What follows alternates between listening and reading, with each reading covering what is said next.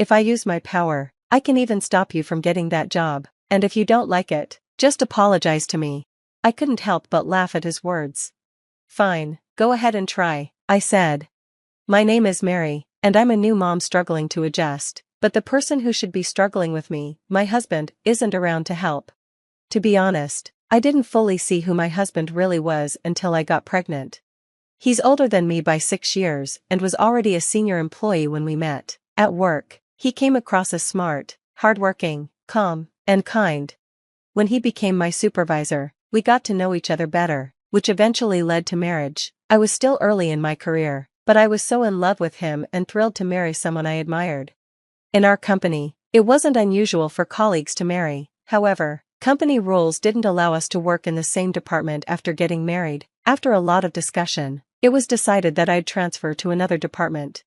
I had a patent attorney license, something I worked really hard to get in college. Thanks to that, I was able to move to the legal department at the head office. As a new hire, I spent my first year rotating between departments to learn how the company worked. That's how I ended up in the sales department, where my husband worked, but after our marriage, I was moved to legal earlier than planned. 5 years later, I wasn't feeling well and decided to visit the doctor. That's when I found out I was 4 months pregnant. We had been letting nature take its course, so this news made us happy, but as my pregnancy progressed into the second trimester, my morning sickness came back, and I had to take 3 months off work. That's when my husband's true nature came out. "Are you just lying in bed?" he'd ask. "I'm too anemic to stand up," I'd reply. "Then what about dinner? You're asking me to do that now?" When I was working, we shared all the housework equally, but as soon as I had to take leave, he left everything to me, even though I could barely function. "You're home all day, and you don't do a single chore. Can you please stop? You're making me feel worse." "That's not about anemia, that's a mental issue. You're just using your pregnancy as an excuse to be lazy."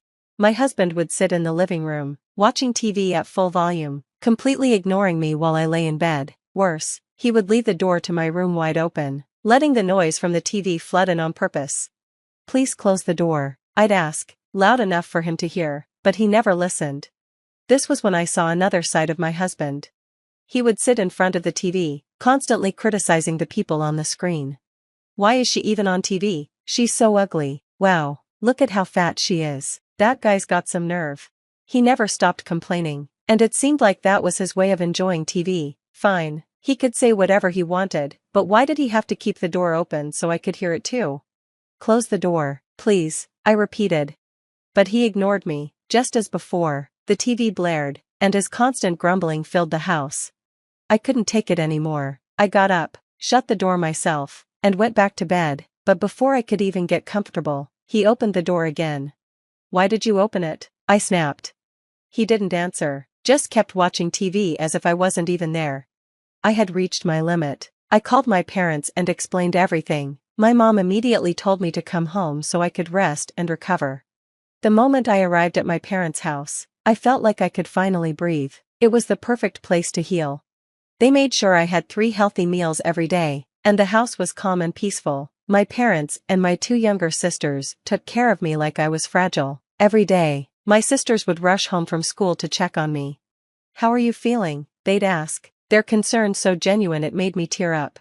Slowly, my health improved. I even started joining the family for meals in the dining room. "Lunch is ready," my mom said one day. "Thank you," I replied. "Do you mind if I turn on the TV?" "Go ahead," I said with a small smile. We sat together, watching a light-hearted show. My mom chuckled at the comedian on the screen. "This guy is hilarious. Once the baby's born and you're feeling better, we should visit this shopping arcade." Her laughter was so warm and natural that I started crying without realizing it. My mom noticed and looked at me, startled. "Why are you crying?" When I sniffled, my mom grew concerned. "What's wrong? Are you sick?" "No, I'm fine," I said, trying to hold back tears. "Tell me what's wrong," she urged gently. "I don't like living with Nico," I admitted. "Oh," she said, "why?" I opened up and told her everything. She listened quietly, without interrupting. "He keeps opening the door to my room on purpose, even when it's so loud, and when I close it, he just opens it again. He's always complaining about the TV. I want to laugh with him, The way I laugh with you. My mom frowned. That's not good, especially with a baby on the way. I can't stand the thought of him acting like this in front of our child, I said. You need to talk to him, my mom suggested. I don't want to see him anymore, I blurted out. Mary, you're going to be a mother. You can't just walk away without trying. You have a child to think about, she reminded me. You're right, I sighed. For the sake of my baby, I decided to have a serious talk with Nico. After recovering, I took only 2 months off work and then returned to my job. I also went back to the house I shared with Nico. When I got there, the house was surprisingly clean. It seemed like he had been managing fine on his own, except for one thing, the smell. Is this my pregnancy making me sensitive to smells? I wondered. But when I opened the door to my room, I saw the source of the odor. My room was a disaster zone. Garbage and dirty dishes were scattered everywhere. It was like a dump. Did he eat in here? I thought in disbelief. Just then, Nico came home. What, you're back? He said, looking annoyed. What's all this? I asked, pointing to the mess in my room. What's what? He replied carelessly. My room, why is it like this? Oh, that? It's your punishment for neglecting your chores, not taking care of me, and running off to your parents' house. I stared at him in shock. And by the way, he continued, you've gained weight, don't get any fatter, or I'll divorce you. I couldn't believe what I was hearing. You weren't like this before I got pregnant. Why are you acting this way now? I've always been like this, he said smugly, you just didn't notice. If you keep neglecting me, faking sickness, or running back to your parents, I'll punish you again, he added. And what about our child? I asked, desperate to find some reason in him. Huh? The baby, shouldn't we put our child first? He laughed mockingly, you're so stupid. Of course, I come first, the baby comes second. Now, go make dinner. That was the last straw. I'm moving back to my parents' house, I said firmly. Go ahead, he sneered, but you'll just get punished again. It was clear we couldn't have a real conversation. That was when I made my decision. I was done. I was going to divorce him. I went back to my parents' house and told them everything. I never expected things to get this bad, I said. What can I say? He's a twisted jerk, my dad muttered. No, he's a twisted scumbag, my younger sister chimed in. My family's support made me smile for the first time in a while. With their warmth and care, my baby and I were fine. Time passed, and I gave birth to a healthy baby boy. Though I was told I could take a year of parental leave, with my mom's help, I returned to work after just 6 months. I worked hard for my son, determined to provide him with a good life. One day, on my day off, I decided to go back to Nico's house to finalize our divorce. When he saw me, he smirked and waved the divorce papers in front of me. I'm divorcing a fat wife like you. Here's the paperwork, he said, grinning wickedly. Perfect, I said, reaching for the papers. You're faster than I thought. Let's get it done. But before I could take them, he crumpled them up. What are you doing? I asked, annoyed. Wait, listen to me first, he said, looking desperate. What? Look at me. No, you just said you wanted to divorce me. Now let's do it. You won't be able to live without me, he declared. Actually, I've done just fine without you these past 6 months. Life has been peaceful. I'm a salesman, he shouted. So? I bring work to the company. Without me, none of you would even have jobs. Are you serious right now? I asked, rolling my eyes. A company is only as good as its salespeople. You should respect me. Okay, I said, pulling out the divorce papers from my bag. Just sign these. He grabbed for the papers, trying to tear them up. What do you think will happen if you tear them up? I asked calmly, stopping him in his tracks. Then I pulled out a voice recorder and my phone from my bag. I've recorded everything you just said, I told him. He snatched the recorder from my hand, but I didn't flinch. My phone is connected to a colleague, I lied smoothly. Even if you destroy the voice recorder, they've already heard everything, and if you don't sign, I'll help them file a complaint against you in the sales department. I stared at him. So what's it going to be? Sign the papers, or make it worse for yourself? Defeated, he nodded and filled out the divorce papers. I don't want any alimony or child support, just stay away from us, I told him firmly. Fine, he muttered. I grabbed the signed papers and left without looking back. Thanks, Mom, I said into my phone. It's okay, Just head to the city office and get it filed, she replied. I had been on the phone with her the whole time, letting her listen in case anything went wrong. Thankfully, Nico never figured out I was bluffing. Though I could have gotten help from my colleagues, I didn't want to involve them. As much as I hated Nico, he was someone I had once loved. I couldn't destroy his career, even after everything he'd done. But in the end, his actions made me realize my mercy had been wasted. After the divorce was finalized, rumors about me spread like wildfire. My ex-husband didn't waste a second, calling me a terrible wife, accusing me of harassment, and painting himself as the victim. He used every possible opportunity to tarnish my name, but I stayed silent. They say mothers are strong women, I reminded myself. For my child's sake, I refused to let his words bring me down. The only mistake I ever made was being blind to the kind of man he was. Unfortunately, sympathy for him grew in the sales department. One day, I was washing my cup in the office break room when I heard his voice behind me. Hey, he said. I turned around, surprised. What do you want? I came to see you, he said, grinning smugly. Why? I asked bluntly. You're in trouble right now, he said, leaning against the counter. What trouble? Everyone at the company thinks you're the bad one, he said, trying to sound intimidating. I shrugged. Okay. His smirk faltered. He had expected me to be upset. I've got work to do. Bye, I said, turning to leave. But he stepped in front of me, blocking my path. That's what happens when you piss me off, he sneered. So, what exactly do you mean by that? I asked, unfazed. His confidence wavered at my calm response. You're getting a bad reputation in the company, he snapped, trying again. And? Isn't that a problem for you? Not at all, I replied, smiling. His frustration grew. If I wanted to, I could use my influence to ruin your career. If you don't like it, just apologize to me. I couldn't help but laugh. Go ahead, I said. Do you even know what my job is? Only people in the development department could make my job harder. And guess what? I'm a patent attorney. You're a sales manager. Our roles don't overlap at all. You have no power here. Oh, so you think you can get a patent just by talking to me? My ex-husband sneered. You'll never get it. If you're going to apply for a patent, don't bother doing it with me. Then, he suddenly grabbed my cup and swung it in the air, as if to hit me. I shut my eyes quickly, bracing for impact. Enough, I heard a new voice shout. I opened my eyes to see the general sales manager and the general manager grabbing my ex-husband by the arms. I thought this was just a lover's quarrel, but I was wrong, the general manager said, looking surprised. My ex-husband stood frozen, staring at the managers. The general manager turned to me. Are you okay? I'm fine, I replied, still in shock. Stop yelling. We could hear you all the way from the conference room, the general manager scolded my ex-husband. The managers escorted him out, and that was the last time I saw him at the company. He resigned voluntarily after that. It turned out, the conference room where the managers were holding their regular meeting was right next to the hot water supply room. The managers, including the general manager of sales and the deputy general manager from the legal department, could hear everything.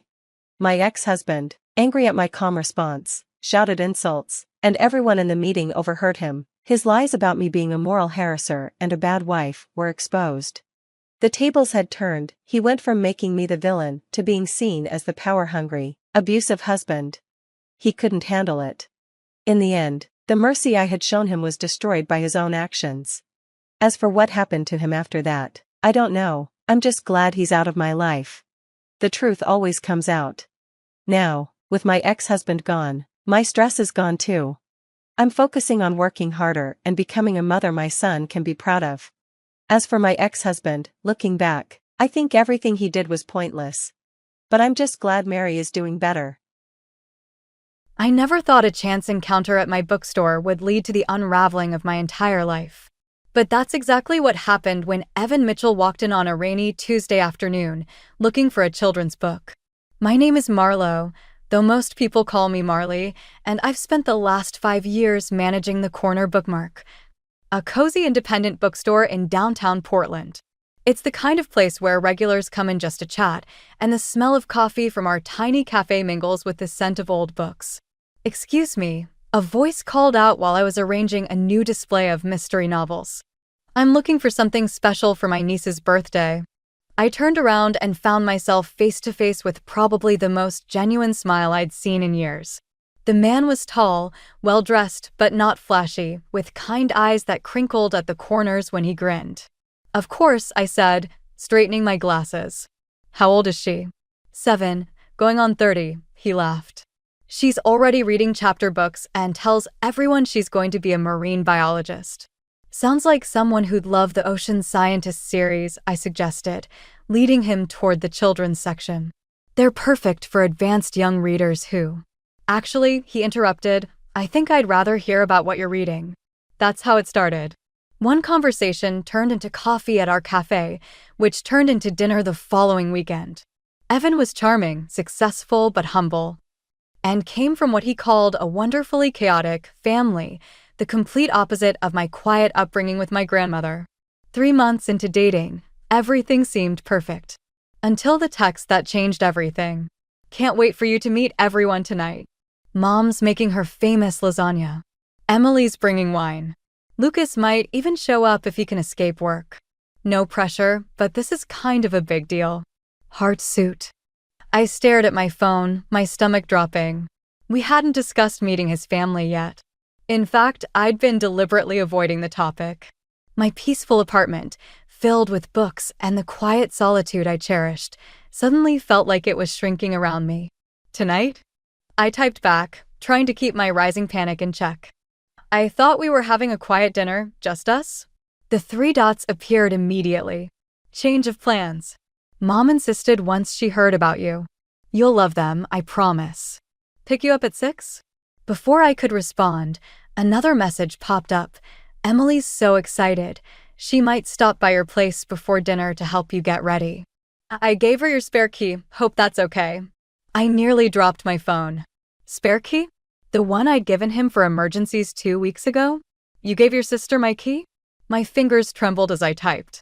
"She's basically your sister now too." Smiling face with smiling eyes, that's how we do things in our family. No boundaries, all love. No boundaries. The words echoed in my head like a warning bell. I thought about my grandmother, who'd taught me the value of personal space and independence. "Your home is your sanctuary, Marley," she used to say. "Guard it well." Now here I was, standing in my sanctuary, knowing a stranger had a key to it. And apparently, I was expected to smile and accept it because that's what family does. My phone buzzed again. A message from an unknown number. "Hey future sis. It's Emily. Can't wait to raid your closet and help you pick the perfect outfit for tonight. See you in an hour. Party popper." I sank onto my couch, clutching my phone, as the reality of what I'd gotten myself into began to sink in. This wasn't just about meeting the family anymore. This was about being absorbed by them, whether I was ready or not. And something told me this was only the beginning. Emily burst into my apartment like a tornado in designer jeans, armed with what looked like an entire Sephora store in her oversized purse. I barely had time to process her presence before she was rifling through my closet, tossing clothes onto my carefully made bed. "Oh honey, we need to work on this," she said, holding up my favorite sweater like it was evidence in a crime scene. "Mom's going to have opinions if you show up in something this practical." I stood in my doorway, still processing how quickly my personal space had been invaded. "I like practical. Trust me, first impressions matter with Patricia Mitchell." Emily paused her ransacking to apply another layer of lip gloss. She's already wondering why Evan's dating a bookstore manager instead of, someone more successful. I finished for her, my grandmother's voice echoing in my head about standing up for myself. Her words, not mine. Emily held up her hands defensively. "I think it's cute. Very indie rom-com." She pulled out a dress I'd forgotten I owned. This is what you're wearing." An hour later, I was sitting at the Mitchells' enormous dining table, feeling like an actor who'd wandered onto the wrong stage. The house was a sprawling colonial, every surface covered with family photos and sports trophies. Patricia Mitchell presided over the chaos like a general commanding troops. "More wine, dear." Patricia topped off my glass before I could answer. "Evan tells me you live alone in that cute little apartment downtown. Doesn't it get lonely?" "I actually enjoy Mom, the lasagna smells amazing, Evan interrupted, squeezing my hand under the table. I couldn't tell if he was being supportive or silencing me. Family recipe, Patricia beamed. I've been teaching Emily, of course. Every Mitchell woman needs to know it. Speaking of which, Marley, do you cook? Some, I managed, taking a larger sip of wine than intended. My grandmother taught me. Oh, that's right, Patricia cut in. You were raised by your grandmother. Such a shame about your parents. But you have us now. We're practically your family already. The room fell silent except for the clink of Lucas's fork against his plate. He caught my eye across the table and gave me a look I couldn't quite read. Actually, Gerald spoke up from the end of the table. Maybe we should let Marley tell us about herself instead of assuming. Gerald, please, Patricia waved him off. Family doesn't need formalities. Emily, tell Marley about the wonderful volunteer work you've been doing at the church. Maybe she'd like to join you. I felt the walls closing in as Emily launched into a detailed description of the church bake sale committee. Evan's hand tightened on mine, but instead of comfort, it felt like a trap. And of course, Patricia continued, you'll join us for Sunday dinners. Every week, no exceptions. Family tradition. I usually work Sundays, I said, trying to keep my voice steady. The bookstore. Oh, surely you can find someone else to cover. Patricia laughed as if I'd told a charming joke. Family comes first, always. Right, Evan? I turned to look at my boyfriend, hoping he'd say something, anything to help me breathe. Instead, he smiled that same charming smile that had first drawn me in at the bookstore. Of course, Mom. I'm sure Marley can rearrange her schedule. That's when I saw it, the same look in his eyes that I'd seen in Emily's earlier. Behind the smiles and the charm, there was something almost desperate, like drowning people clinging to a life raft.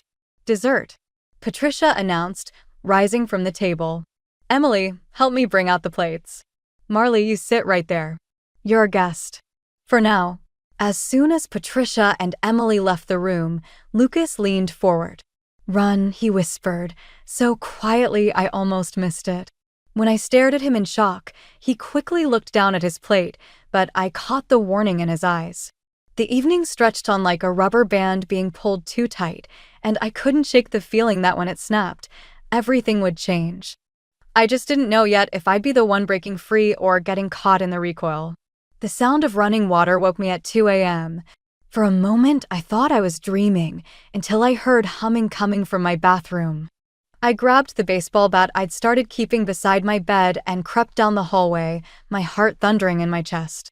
Oh hey, Emily's voice chirped as I pushed open the bathroom door. She was wearing a face mask and had transformed my normally tidy counter into a makeshift spa. I couldn't sleep, and I knew you had that amazing Korean skincare stuff. Hope you don't mind. I lowered the bat, my hands shaking. Emily, it's the middle of the night. I know, right? But Mom and Dad were fighting again, and Evan's working late, so I thought. She trailed off, finally seeming to notice my expression. What's wrong? You can't just come into my apartment whenever you want. But we're family now.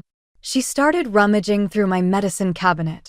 Oh my God, is this prescription anxiety medication? Does Mom know you're on these? Something snapped inside me. I grabbed the bottle from her hands. Get out. Marley, I'm just trying to. Now, the drive to Evan's office was a blur. I found him exactly where I knew he'd be, not working late at all, but sitting at Murphy's bar with Lucas, both of them nursing whiskeys. We need to talk, I said, sliding onto the bar stool next to him. About boundaries. Babe. Evan's smile was loose from alcohol. Join us. Lucas was just saying. Emily broke into my apartment again. At 2 a.m. Lucas winced and suddenly became very interested in his drink. She didn't break in. Evan laughed. She has a key, remember? A key you gave her without asking me. I could hear my grandmother's voice in my head. Your space is sacred, Marley. Never let anyone violate it. Come on, you're overreacting. Emily's just being friendly. Mom says. I don't care what your mother says. The words came out louder than I intended. A few heads turned our way. This isn't about your mother. It's about you giving away access to my home without my permission. Our home, he corrected, his charm slipping for the first time. That's what families do, Marley. We share everything. Why are you being so difficult about this? Evan, Lucas warned quietly. No, I want to know, Evan continued, turning to face me fully. Is this because you didn't have a real family growing up? Is that why you're so weird about everything? The bar seemed to go silent. I felt the words like a physical blow. My grandmother was more family than your mother will ever be, I said, my voice deadly quiet. She taught me about respect, about boundaries, about not letting people steamroll over you just because they claim to love you. Marley, Lucas started, but I cut him off. You know what's happening here, don't you, Lucas? You tried to warn me at dinner. I turned back to Evan. I want my key back. Now, don't be ridiculous. You're upset. We'll talk about this tomorrow when you're thinking clearly. He reached for my hand, but I pulled away. The key, Evan. Fine. He pulled out his wallet and slapped the key on the bar. But you're making a big mistake. Nobody else is going to put up with your issues. As I picked up the key, my phone buzzed. A text from Emily. Mom says you're being hysterical. She's calling a family meeting tomorrow to discuss your attitude. We're all worried about you. Red heart. Another buzz. By the way, I might have accidentally mentioned your meds to her. She's really concerned. We just want to help. I looked at Evan, still seeing that charming smile that had first drawn me in, but now I saw what lay beneath it, the need to control, to conform, to consume. You're right about one thing, I said, standing up. I didn't have a real family growing up. I had something better. I had someone who taught me my worth. As I walked out of the bar, I could feel both brothers watching me. But it was Lucas's quiet, good for you, that followed me into the night, along with the certainty that this was far from over. The Mitchells didn't let go of what they considered theirs. And somehow, without my permission, I had become their property. I spent the next morning changing my locks, but it didn't matter. The Mitchells had already found other ways in. First came the flowers, enormous arrangements delivered to the bookstore every hour, each with increasingly desperate notes from Evan. We need to talk. You're being irrational. Mom's really worried about you. By noon, my tiny office looked like a funeral home. Then the calls started. Patricia's name flashing on my phone every 30 minutes. I let them go to voicemail, each message more concerned and controlling than the last. Marley, dear, we're all gathering for an intervention, a family meeting. Your behavior is concerning. Emily told me about the anxiety medication. You clearly need our help. I was shelving books in the psychology section when Lucas appeared, looking uncomfortable in his expensive suit. They sent you to check on me? I asked, not looking up from my task. Actually, I came to warn you. He glanced around before continuing. Mom's planning something. She's convinced Evan you're having some kind of breakdown. Of course she is. I shoved a self-help book into place with more force than necessary. Because anyone who wants privacy must be mentally ill, right? There's more. Lucas lowered his voice. She's talking about calling your employer, expressing concerns about your stability. She knows the owner from church. My hands froze on the spine of a book. She wouldn't. She would. She's done it before. Lucas ran a hand through his hair. Look, there's something you should know about Evan's ex. The store's bell chimed, and Emily burst in, followed by Evan and Patricia. My stomach dropped as I saw Patricia clutching what looked like medical papers. There you are, sweetheart, Patricia's voice dripped with concern. We've been so worried. Dr. Harrison was kind enough to squeeze you in for an emergency appointment this afternoon. What? I stepped back, bumping into the bookshelf. I called in a favor, Patricia smiled. He's an excellent psychiatrist. The same one who helped Emily through her difficult phase. Emily shifted uncomfortably. Mom, maybe we should. Not now, Emily. Patricia's smile never wavered. Marley, dear, we've all noticed the signs. The isolation, the paranoia about your space, the medication. Stop. My voice shook. You have no right. I have every right, Patricia cut in. We're family. And families take care of each other, whether they want it or not. I looked at Evan, waiting for him to defend me. Instead, he stepped forward with that same concerned expression I'd seen at the bar. "Babe, we're worried about you. Just come to the appointment." "For me." "For the family," Patricia added. That's when I saw it, the same look in all their eyes, except Lucas's. They truly believed they were helping me. They'd twist anything I said or did to fit their narrative of me being unstable. I thought about my grandmother's last words to me. "Sometimes the kindest people can be the most dangerous, Marley. They'll try to help you to death." "No," I said, my voice stronger than I felt. "I'm not going anywhere with you." "See." Patricia turned to Evan. "This is exactly what happened with Rebecca. The paranoia, the resistance to family involvement. And we all remember how that ended." "Rebecca?" I looked at Lucas, who couldn't meet my eyes. "Mom," Evan warned, but Patricia continued. "Your brother's ex-wife. Another troubled soul who couldn't appreciate our family's love. She ended up having to leave town after her." Episodes. The pieces clicked into place. Lucas's warning at dinner, his attempt to tell me something just now. This wasn't the first time they'd done this. "Get out," I said, my voice steady despite my racing heart. "All of you. Or I'm calling the police." "Marley," Evan started. "Now." They left, Patricia already on her phone, probably calling Dr. Harrison. But Lucas lingered.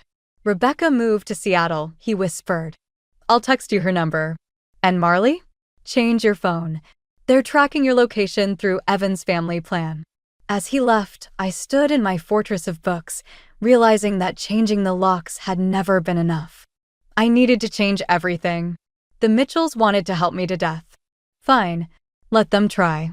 But first, I needed to talk to Rebecca. Rebecca's voice crackled through my new burner phone. "So they're doing it again."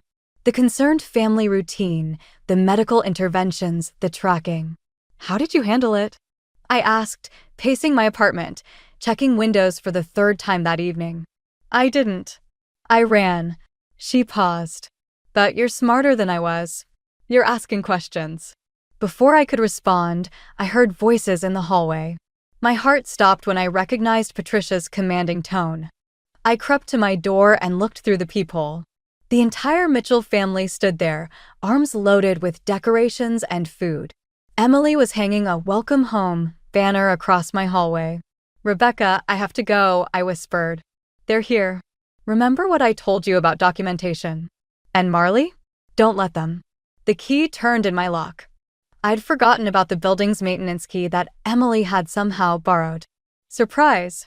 The door burst open, and the Mitchells flooded in like an invading army.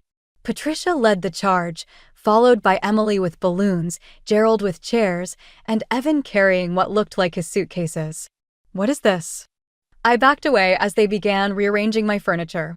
"We decided enough is enough," Patricia announced, already hanging family photos on my walls. "Evan's moving in to keep an eye on you." Dr. Harrison agreed it's for the best. I never saw Dr. Harrison. My voice sounded distant, even to myself. "Because you're in denial, dear." Patricia patted my cheek. "But don't worry. We're taking care of everything." Evan started unpacking his bags into my dresser while Emily rearranged my kitchen cabinets. "You'll love having company," she chirped. "Being alone isn't healthy."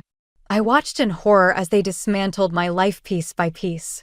My books were being boxed up too. Make room for more family photos. My grandmother's antique reading chair was pushed into a corner to accommodate Patricia's oversized armchair that Gerald was assembling. "Stop," I whispered, but nobody heard me. "Oh, and we're hosting Sunday dinner here this week," Patricia continued. "I've already invited the entire extended family. Emily, make sure you have a key made for Aunt Sarah." I said stop. The word tore from my throat. The room fell silent. Even Patricia looked startled. "This is my home," I said, my voice shaking. "Get out. All of you." "Marley," Evan stepped toward me. "You're having another episode. Let us help." "Help." I laughed, and it sounded slightly hysterical even to me. "Like you helped Rebecca?" The room temperature seemed to drop. Patricia's smile turned brittle. "Lucas told you about her?" Evan's voice was dangerously quiet. "She told me herself." I pulled out my phone, letting them see I was recording. Just like she told her lawyer, her therapist, and the police about how your family systematically isolated her, gaslight her, and tried to have her committed when she refused to comply. You've been conspiring against us? Patricia's mask finally cracked. After everything we've done for you? Done to me, I corrected. And I'm not the only one documenting this. Check your phone, Patricia. Your conversation with Dr. Harrison about fabricating mental health concerns? It's already been forwarded to the medical board. Emily dropped a plate. It shattered in the silence. You wouldn't dare, Patricia whispered. Try me. Now get out of my apartment, or the next call I make is to my lawyer. They left, taking their decorations but leaving chaos in their wake. Only Evan lingered. You've changed, he said softly. No. I just stopped pretending to be who you wanted me to be. After they were gone, I stood in my violated space, surrounded by the remnants of their invasion, moved furniture. Holes in my walls from their photos, my books in boxes. My phone buzzed with a text from Lucas. They're planning something bigger. Be careful. I looked at my grandmother's chair, shoved into the corner like an unwanted memory, and made my decision. The Mitchells wanted war? Fine. But first, I needed to make sure they could never do this to anyone else again. I picked up my phone and dialed Rebecca back. Tell me everything, I said. And then help me take them down. The email from my boss arrived at 3 a.m. Due to concerns about your recent behavior and mental health, we're placing you on indefinite leave. The board received some disturbing information. I didn't need to read further. Patricia's influence had reached farther than I'd expected. My phone buzzed with a text from Lucas. Mom's talking to your landlord now. Claims she's your emergency contact. Be ready. I spent the next hour packing essentials into my grandmother's old suitcase, my hands shaking as I worked. Rebecca's warnings echoed in my head. They'll try to trap you with kindness. Cut off your options one by one until you have nowhere else to go but them. A knock at the door made me freeze. Through the peephole, I saw Emily alone and crying. Against my better judgment, I opened the door. I'm sorry, she sobbed, mascara running down her face. I didn't know they'd go this far. Mom's convinced everyone you're having a breakdown. She's even contacted your bank. My blood ran cold. I grabbed my laptop, hands trembling as I tried to log into my account. Access denied. They're doing this to help you, Emily continued, wringing her hands. Maybe if you just talk to Dr. Harrison. Get out. Marley, please. We're worried. Worried? I laughed, the sound harsh in my throat. You're not worried about me. You're worried about losing control. My phone buzzed again.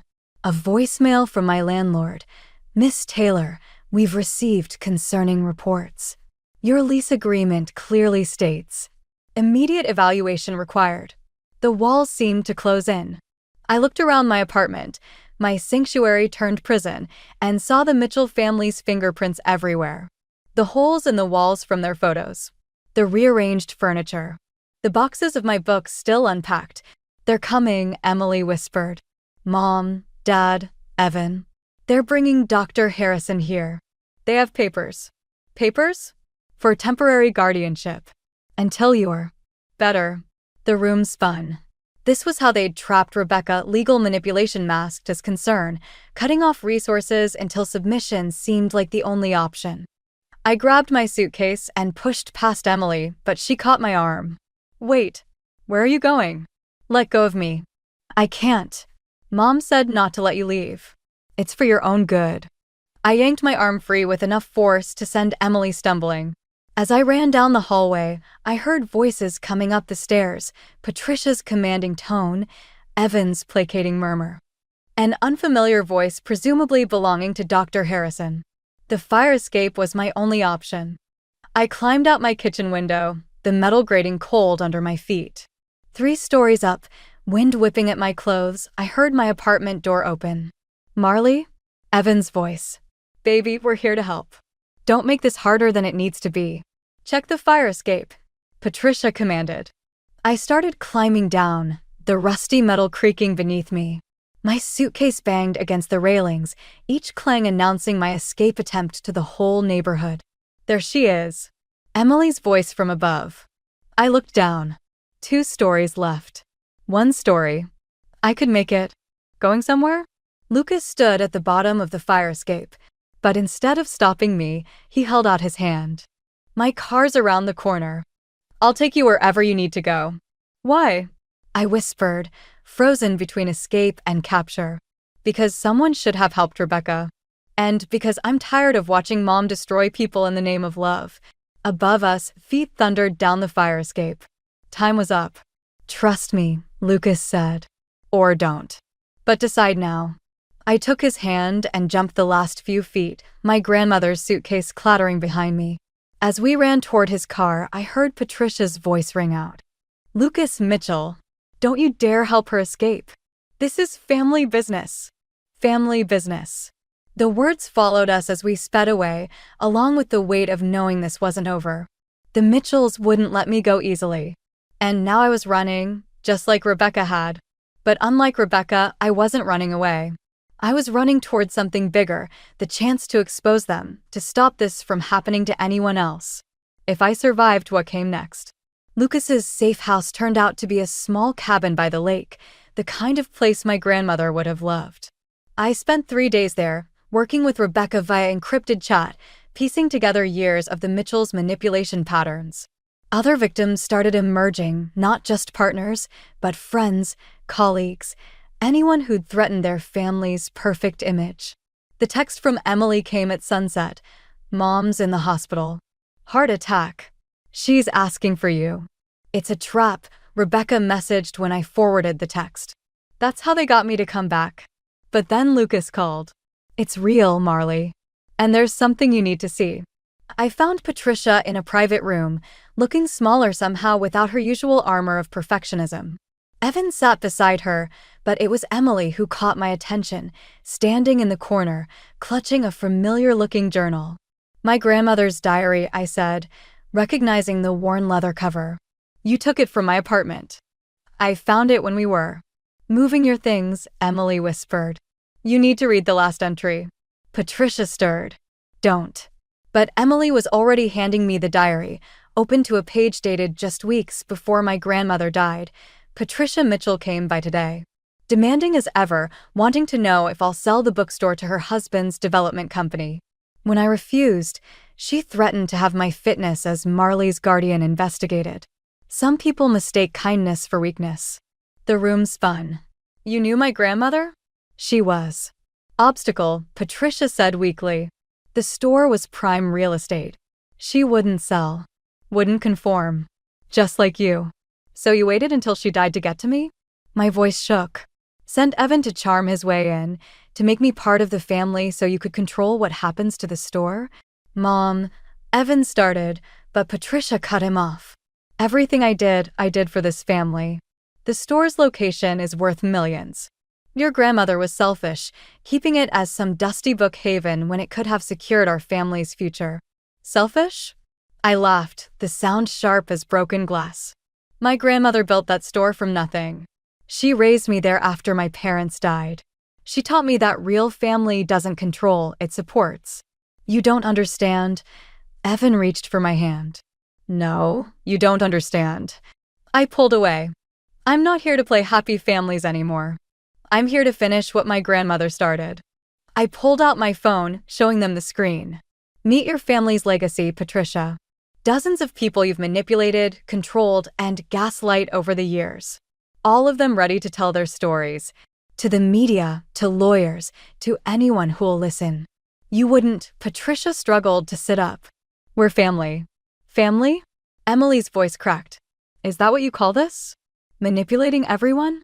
Using me to spy on Marley? Using Evan to seduce her for a real estate deal? Emily quiet, Patricia snapped. No. Emily moved to stand beside me. I'm done being quiet. Done being your spy. Done watching you destroy people's lives for your twisted idea of family. Lucas? Patricia turned to her eldest, who'd been silently watching from the doorway. It's over, Mom, he said softly. The lawyers are already involved. The development deal, the manipulation, the false medical reports, all of it comes out unless you sign over your shares in the family company. To us. Today. Patricia's face went pale. You planned this? My own children. We learned from the best, Emily said, her voice steady despite her tears. Family first, right? I looked at Evan, seeing him clearly for the first time, not the charming man I'd fallen for, but a puppet dancing to his mother's strings. The store stays as it is, I said. A memorial to real love, real family. The kind that builds up instead of tearing down. You'll regret this, Patricia whispered. No, I replied, taking my grandmother's diary from Emily. I'll heal from this. And so will everyone else you've hurt. As I walked out of the hospital room, Emily and Lucas fell into step beside me. Behind us, I heard Evan's footsteps, hesitant, then stopping altogether. Some families you're born into. Others you choose. And sometimes, the greatest act of love is walking away from those who confuse control with care. 6 months later, I stood in the corner bookmark, watching the morning sun filter through the newly restored stained glass windows. My grandmother had always said books were portals to other worlds. She never mentioned they could be shields, too. The bell above the door chimed. Rebecca walked in, looking nothing like the haunted woman I'd first spoken to on the phone. Behind her, Emily carried a box of her old journals, evidence of her own journey through the Mitchell family maze. The support group's getting bigger, Rebecca said, setting up chairs in our reading nook. 3 more people came forward last week. The store had become more than just a bookshop. Every Wednesday evening, survivors of family manipulation gathered here, sharing stories between the shelves my grandmother had built. Healing, 1 page at a time. Emily arranged cookies on a plate, her hands steady now. Mom's starting therapy next week. Real therapy, not just Dr. Harrison's rubber stamps. Dad's going too. And Evan? I asked, though I already knew the answer. Still in denial. But Lucas says he's asking questions. Starting to see the patterns. I nodded, running my fingers along my grandmother's diary on the counter. The last page still made me smile, not the entry about Patricia's threats, but the hidden note I'd found tucked in the binding. My dearest Marley, if you're reading this, they've finally made their move. Remember, strength isn't in never being broken, but in how we rebuild. The store isn't just bricks and books, it's proof that some things can't be bought or controlled. Your heart is the same way. Guard it well, but never close it completely. Love, Graham. The support group members started arriving, each carrying their own stories of family bonds turned to chains. As they settled in, I noticed a new face, Gerald Mitchell, standing uncertainly in the doorway. I hope it's okay, Emily whispered. He wanted to understand. I gestured him in, watching as he took a seat next to Rebecca. Healing wasn't just for the victims, I'd learned. Sometimes the witnesses needed it too. I found more photos, Emily said later as we closed up. She pulled out an envelope. From when Mom first tried to buy the store. Look at this one. The photograph showed my grandmother standing proudly in front of the corner bookmark, a much younger Patricia Mitchell beside her. They were both smiling, genuine smiles, before ambition and control poisoned everything. She wasn't always like this, Emily said softly. Sometimes I wonder if we could. 1 day at a time, I reminded her, echoing what we'd learned in our Wednesday meetings. Change starts with acknowledgement. As if on cue, my phone buzzed with a text from Lucas. Mom asked about you today. Actually asked, didn't demand. Progress? Maybe. But I'd learned that hope and boundaries weren't mutually exclusive. The store remained mine, protected now by legal documents and public support. The Mitchells' development plans had been permanently shelved, their company restructuring under Lucas's more ethical leadership. I locked up for the night, pausing to straighten the new sign in the window, the corner bookmark where every story matters. Below it, a smaller notice, Wednesday evening support group, all welcome. Walking home, I passed the coffee shop where Evan and I had had our first date. Through the window, I caught a glimpse of him sitting alone, reading a book I recognized from our self-help section. He didn't see me, and I didn't stop. Some stories don't end with perfect closure. Some families never fully heal. But as I climbed the stairs to my apartment, my sanctuary, still mine, I realized that maybe that's okay. Real life isn't about perfect endings, but about choosing which stories we carry forward. I found one last surprise waiting in my mailbox, a card from Patricia. Inside, just 2 words. I'm sorry. It wasn't enough. It might never be enough. But as I added it to my grandmother's diary, I smiled, knowing that sometimes the best revenge isn't in destroying your enemies, but in building something they can never touch, your own unshakable sense of self. The end. The call came while I was reviewing quarterly reports in my office. My assistant Miranda's voice trembled when she patched it through. Larkin, it's the police department. They say it's urgent. My name is Larkin, and that call shattered my carefully structured world into a million jagged pieces. Miss Delaney? The officer's voice was gentle but firm. I'm sorry to inform you that your father, Robert Delaney, was involved in a serious accident this morning on Route 27. The pen I'd been holding clattered to my desk. Is he? I couldn't finish the sentence. I'm very sorry. He didn't survive the impact. The world tilted sideways. My father, the man who taught me to ride a bike, who showed me how to read financial statements when I was 12, who still called me princess, even though I was 32, was gone. Just like that. I don't remember ending the call or walking out of my office. The next thing I knew, my husband Nolan was rushing through the lobby of Delaney Industries, his usually perfectly styled hair slightly disheveled. He wrapped his arms around me, and I buried my face in his shoulder, inhaling the familiar scent of his cologne. I left as soon as Miranda called, he whispered. What do you need? Before I could answer, my phone buzzed. It was my father's attorney, Marcus. Larkin, I just heard. I know this is terrible timing, but there are some immediate matters we need to discuss regarding the company. I pulled away from Nolan, wiping my eyes. Now. The board is already calling.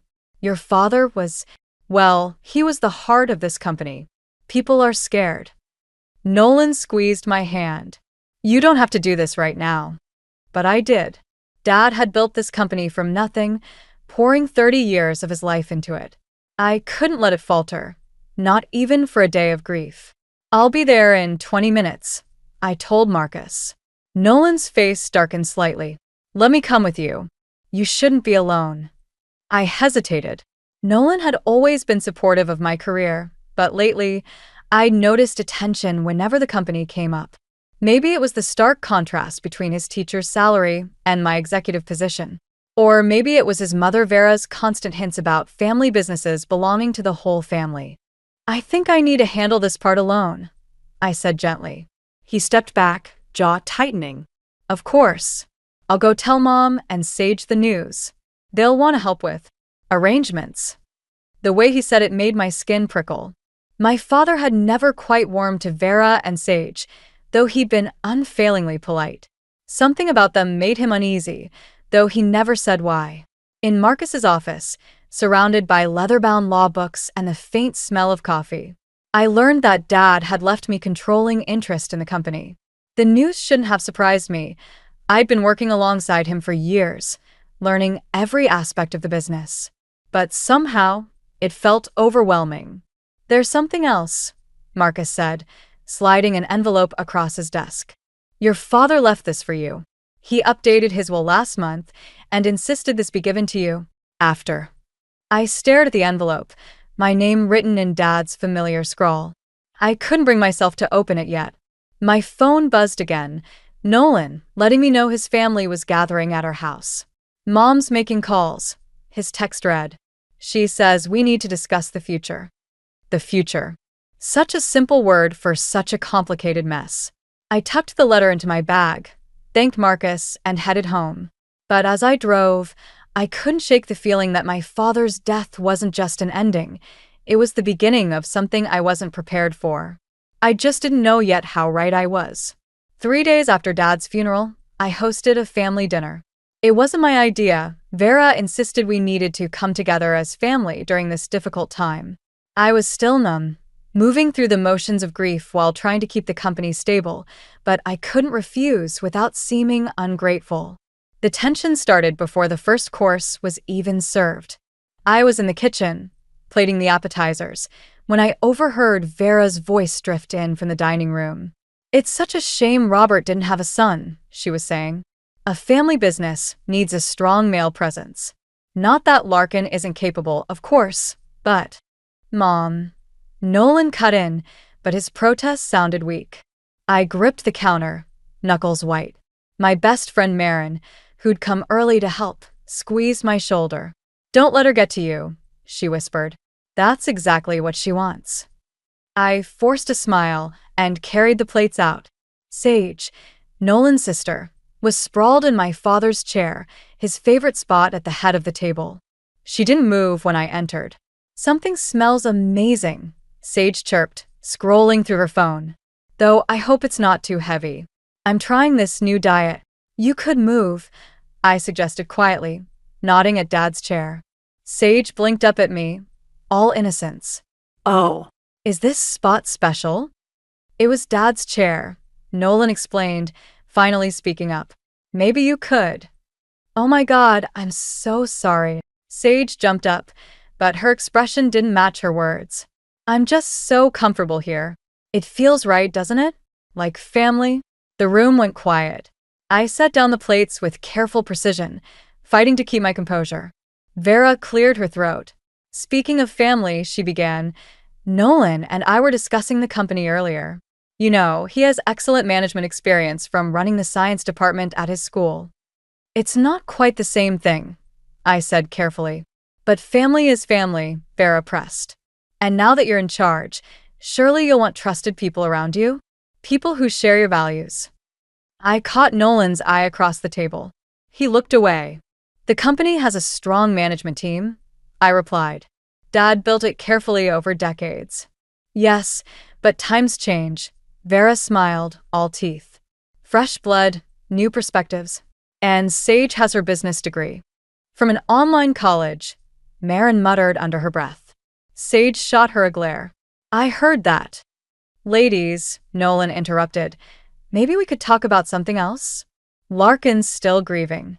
Of course, Vera patted my hand. We just want to help, dear. Your father would have wanted the company to benefit the whole family.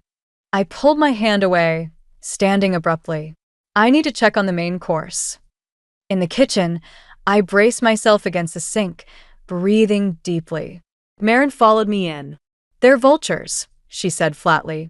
You see that, right? They're my family now, I replied, but the words felt hollow.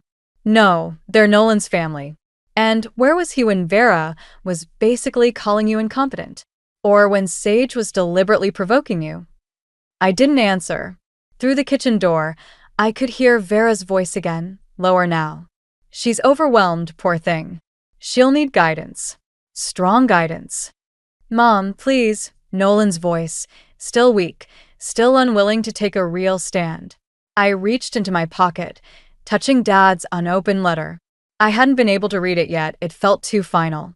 But standing there, listening to them plot and plan in my own home, I realized I couldn't put it off much longer. The main course is going to burn, I said finally. Screw the main course, Marin replied. What are you going to do about them? I straightened my shoulders, remembering how Dad used to say that respect had to be earned, not demanded. First, we're going to serve dinner. Then tomorrow, I'm going to show them exactly what kind of leader I can be. But as I carried out the main course, I caught Nolan watching me with an expression I'd never seen before, something between worry and calculation. And I wondered if I really knew my husband at all. The email from James Chun, one of our longest-serving board members, hit me like a punch to the gut. I read it 3 times in my office, each time hoping the words would somehow rearrange themselves into something less devastating. Larkin, I feel obligated to inform you about a concerning conversation with Vera Price. She suggested that without proper family oversight of the company's operations, she might need to pursue legal options regarding your father's estate. My hands were shaking as I scrolled through the rest of the message. James had attached screenshots of emails, dozens of them. Vera had been reaching out to board members for weeks, even before Dad's funeral, pushing for positions for both Nolan and Sage. My phone buzzed. Marin, have you checked your email? You knew about this? I just heard from Rita in HR. Vera's been calling department heads too, asking about potential restructuring. She's building a case that you're too inexperienced to run things alone. I closed my eyes, remembering the dinner 2 nights ago. All those subtle hints and careful comments, they weren't just idle talk. They were laying groundwork. "Where's Nolan?" Marin asked. "Parent-teacher conferences." I checked the time. "He should be home soon. Don't confront him alone. I can come over. I need to handle this myself." I heard his key in the door just after 7. He looked tired, his tie loosened, carrying a stack of papers. For a moment, I almost wavered.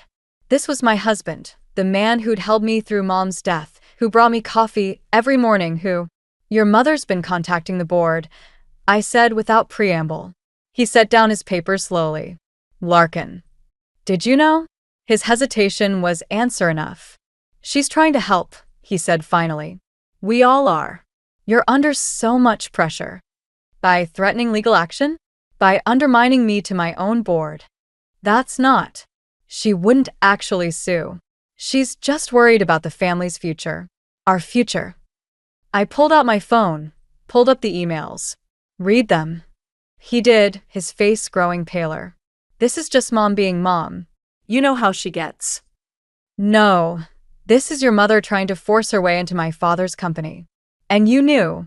You've known all along." What was I supposed to do? His voice cracked. "She's my mother. And she's right, I should be doing more. I'm your husband, but I'm just a teacher while you're running this huge company.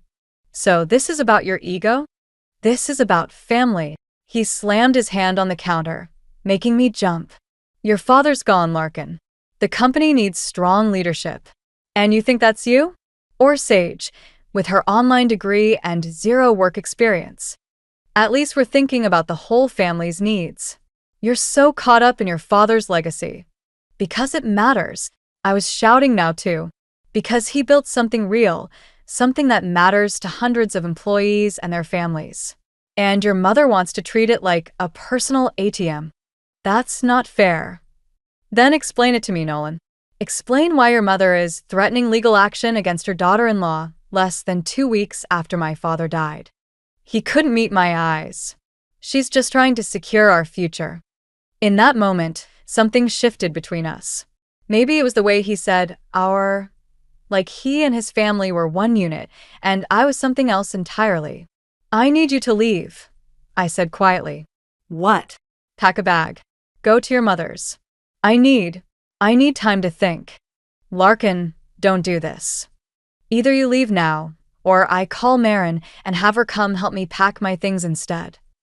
He stared at me for a long moment, then turned and walked upstairs without another word. I listened to him moving around, packing, fighting the urge to run up and tell him to stay, to fix this. But Dad's voice echoed in my head. "Trust your gut, princess.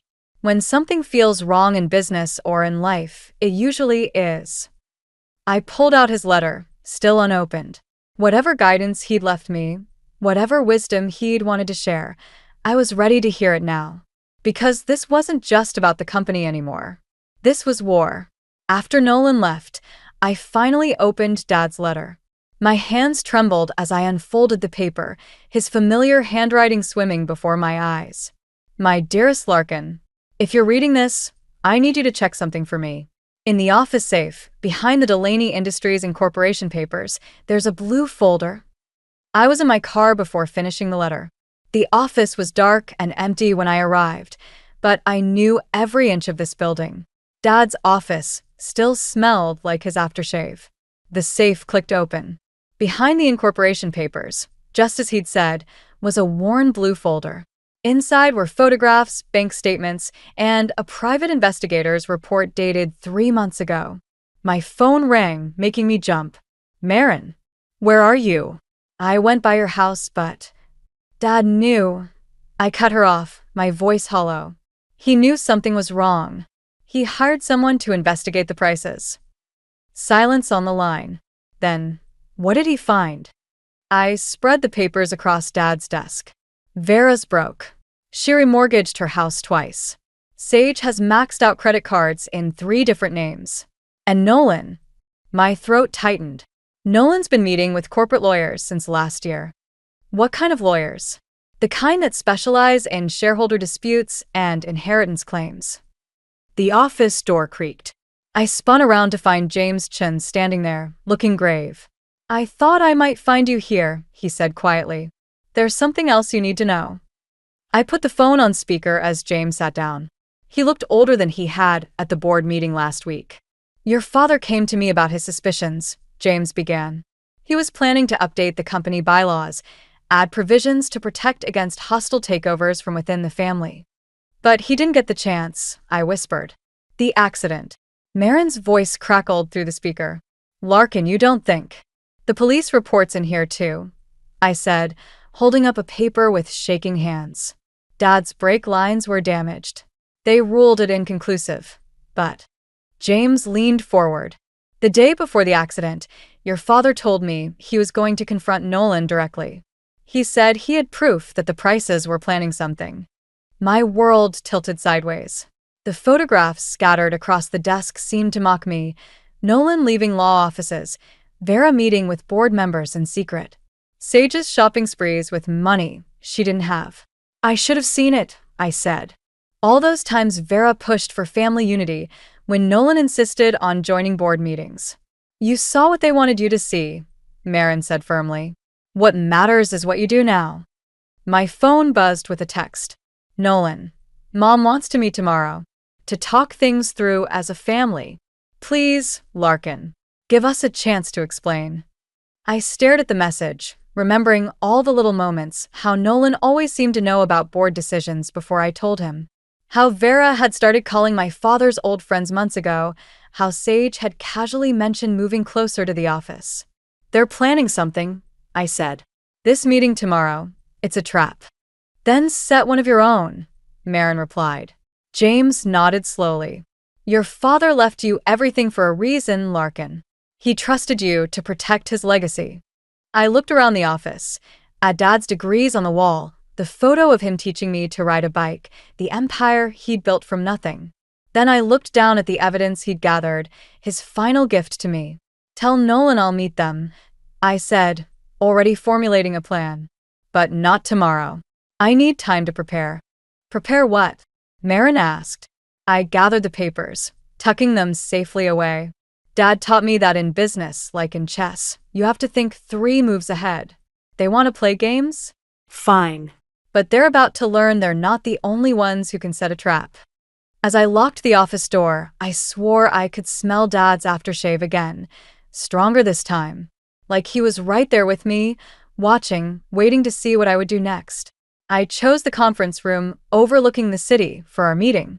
Dad always said the view reminded him of how far we'd come, from a tiny startup to the gleaming skyscraper we now occupied.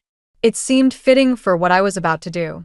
Vera arrived first, perfectly coiffed, and wearing what looked like a new designer suit.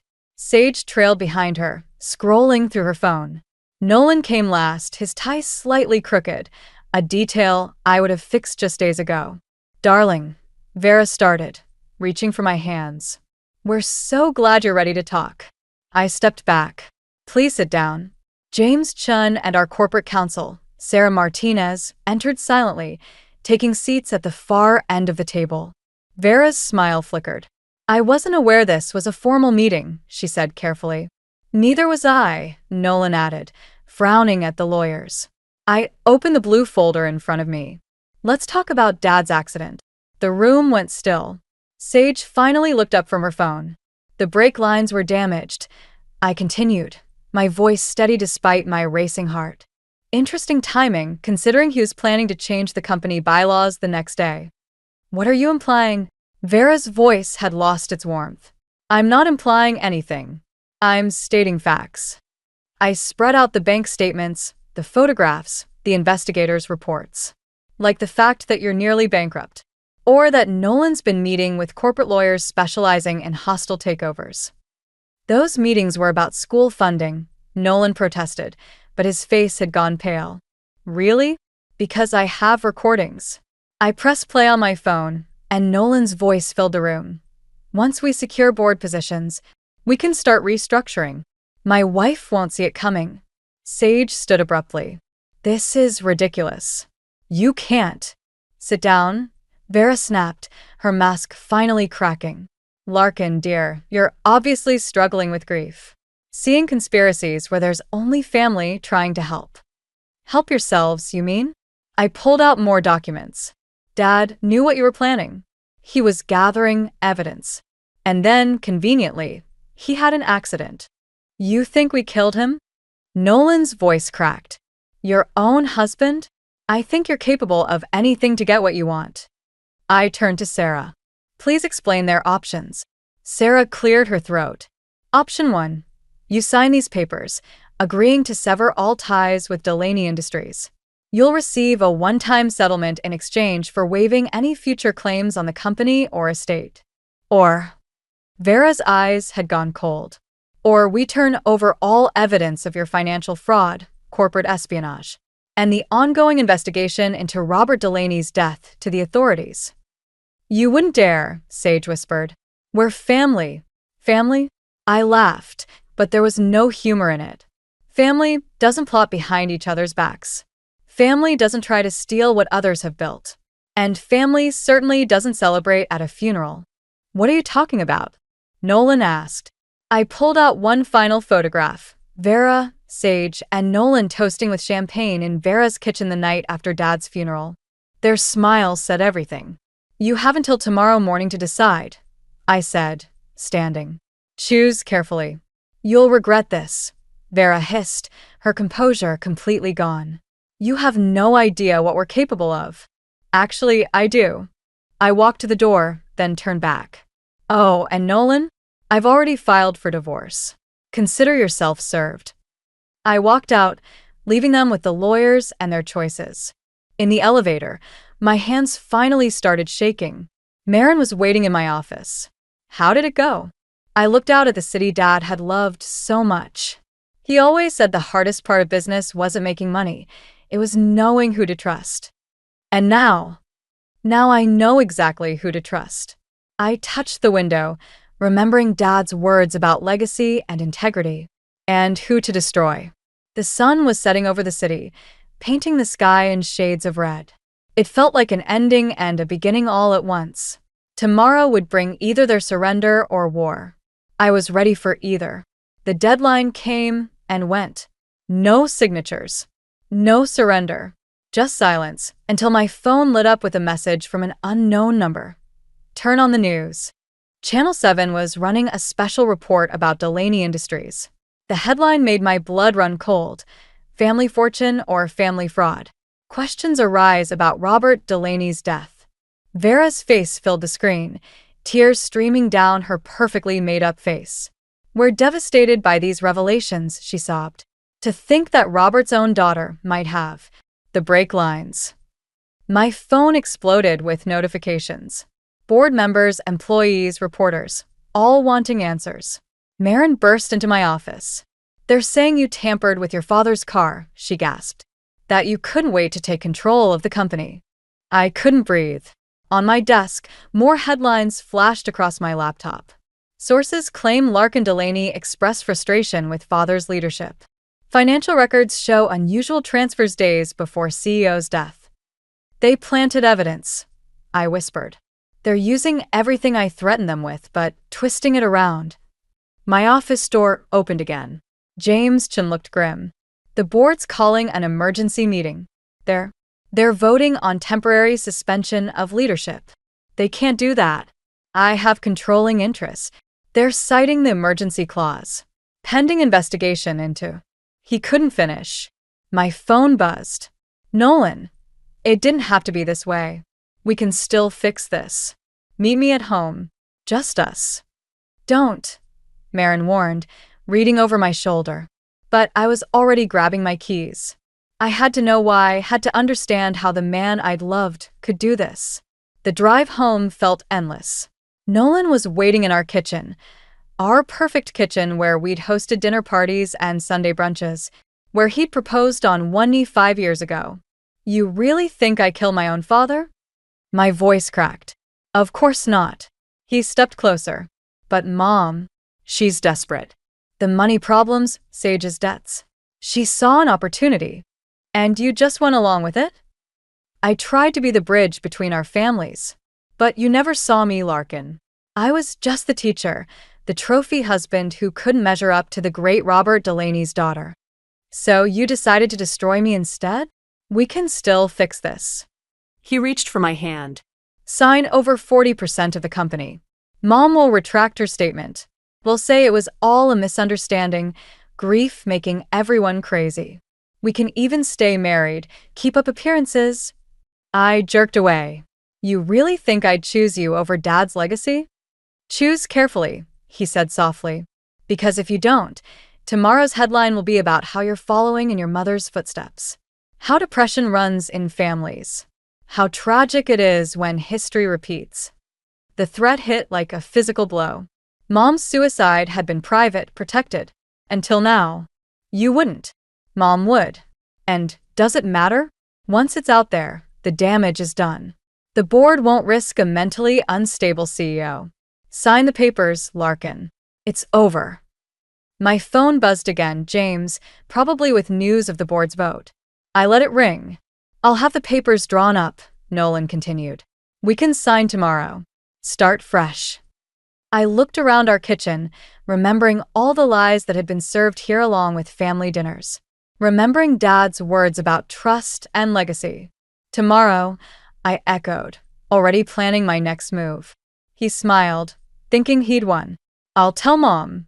She'll be relieved.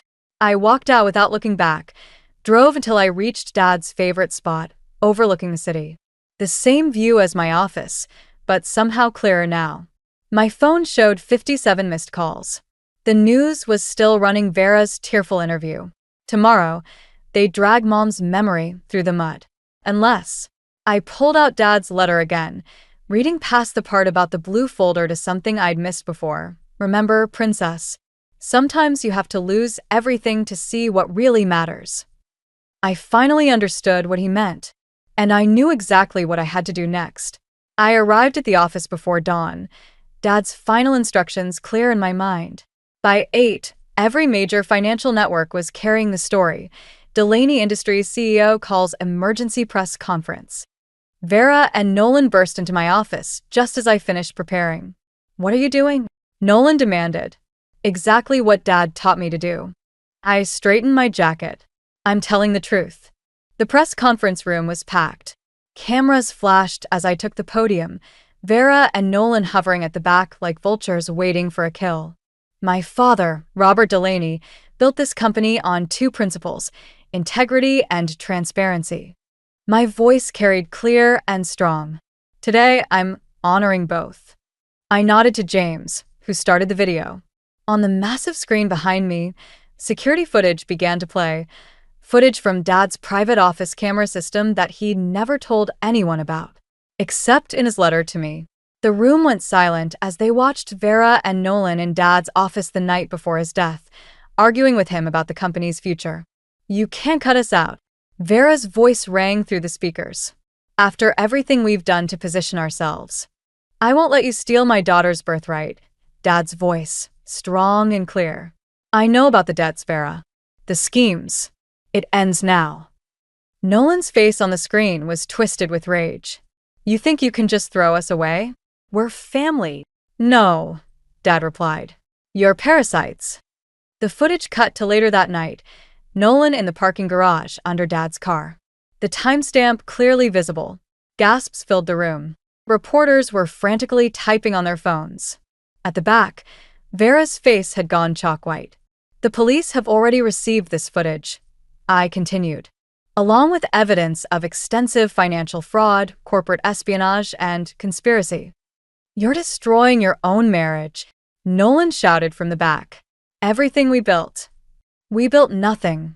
I cut him off. You plotted and schemed while I actually worked. The only thing you built was a web of lies. Larkin, please. Vera stepped forward, tears already starting. Think about what you're doing to our family. Family?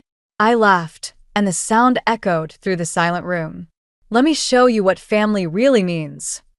The screen changed again, this time showing years of secret recordings. Vera and Sage spending company money on luxury purchases. Nolan meeting with corporate raiders. The champagne toast after Dad's funeral. My father knew what you were planning, I said, my voice steady despite the rage burning in my chest. He left me everything I needed to expose you. But first he wanted me to see who you really were. You'll regret this, Nolan snarled, starting forward. Security stepped between us. In the crowd, I could see police officers moving in. No, Nolan. You'll regret it. You and your family wanted my company. I smiled, feeling lighter than I had in weeks. Congratulations. You're about to become majority shareholders of your own prison sentences. The officers reached them as reporters shouted questions. Vera was crying for real now as handcuffs clicked into place. Sage, who'd just arrived, screamed as she was detained. Nolan locked eyes with me one last time as they led him away.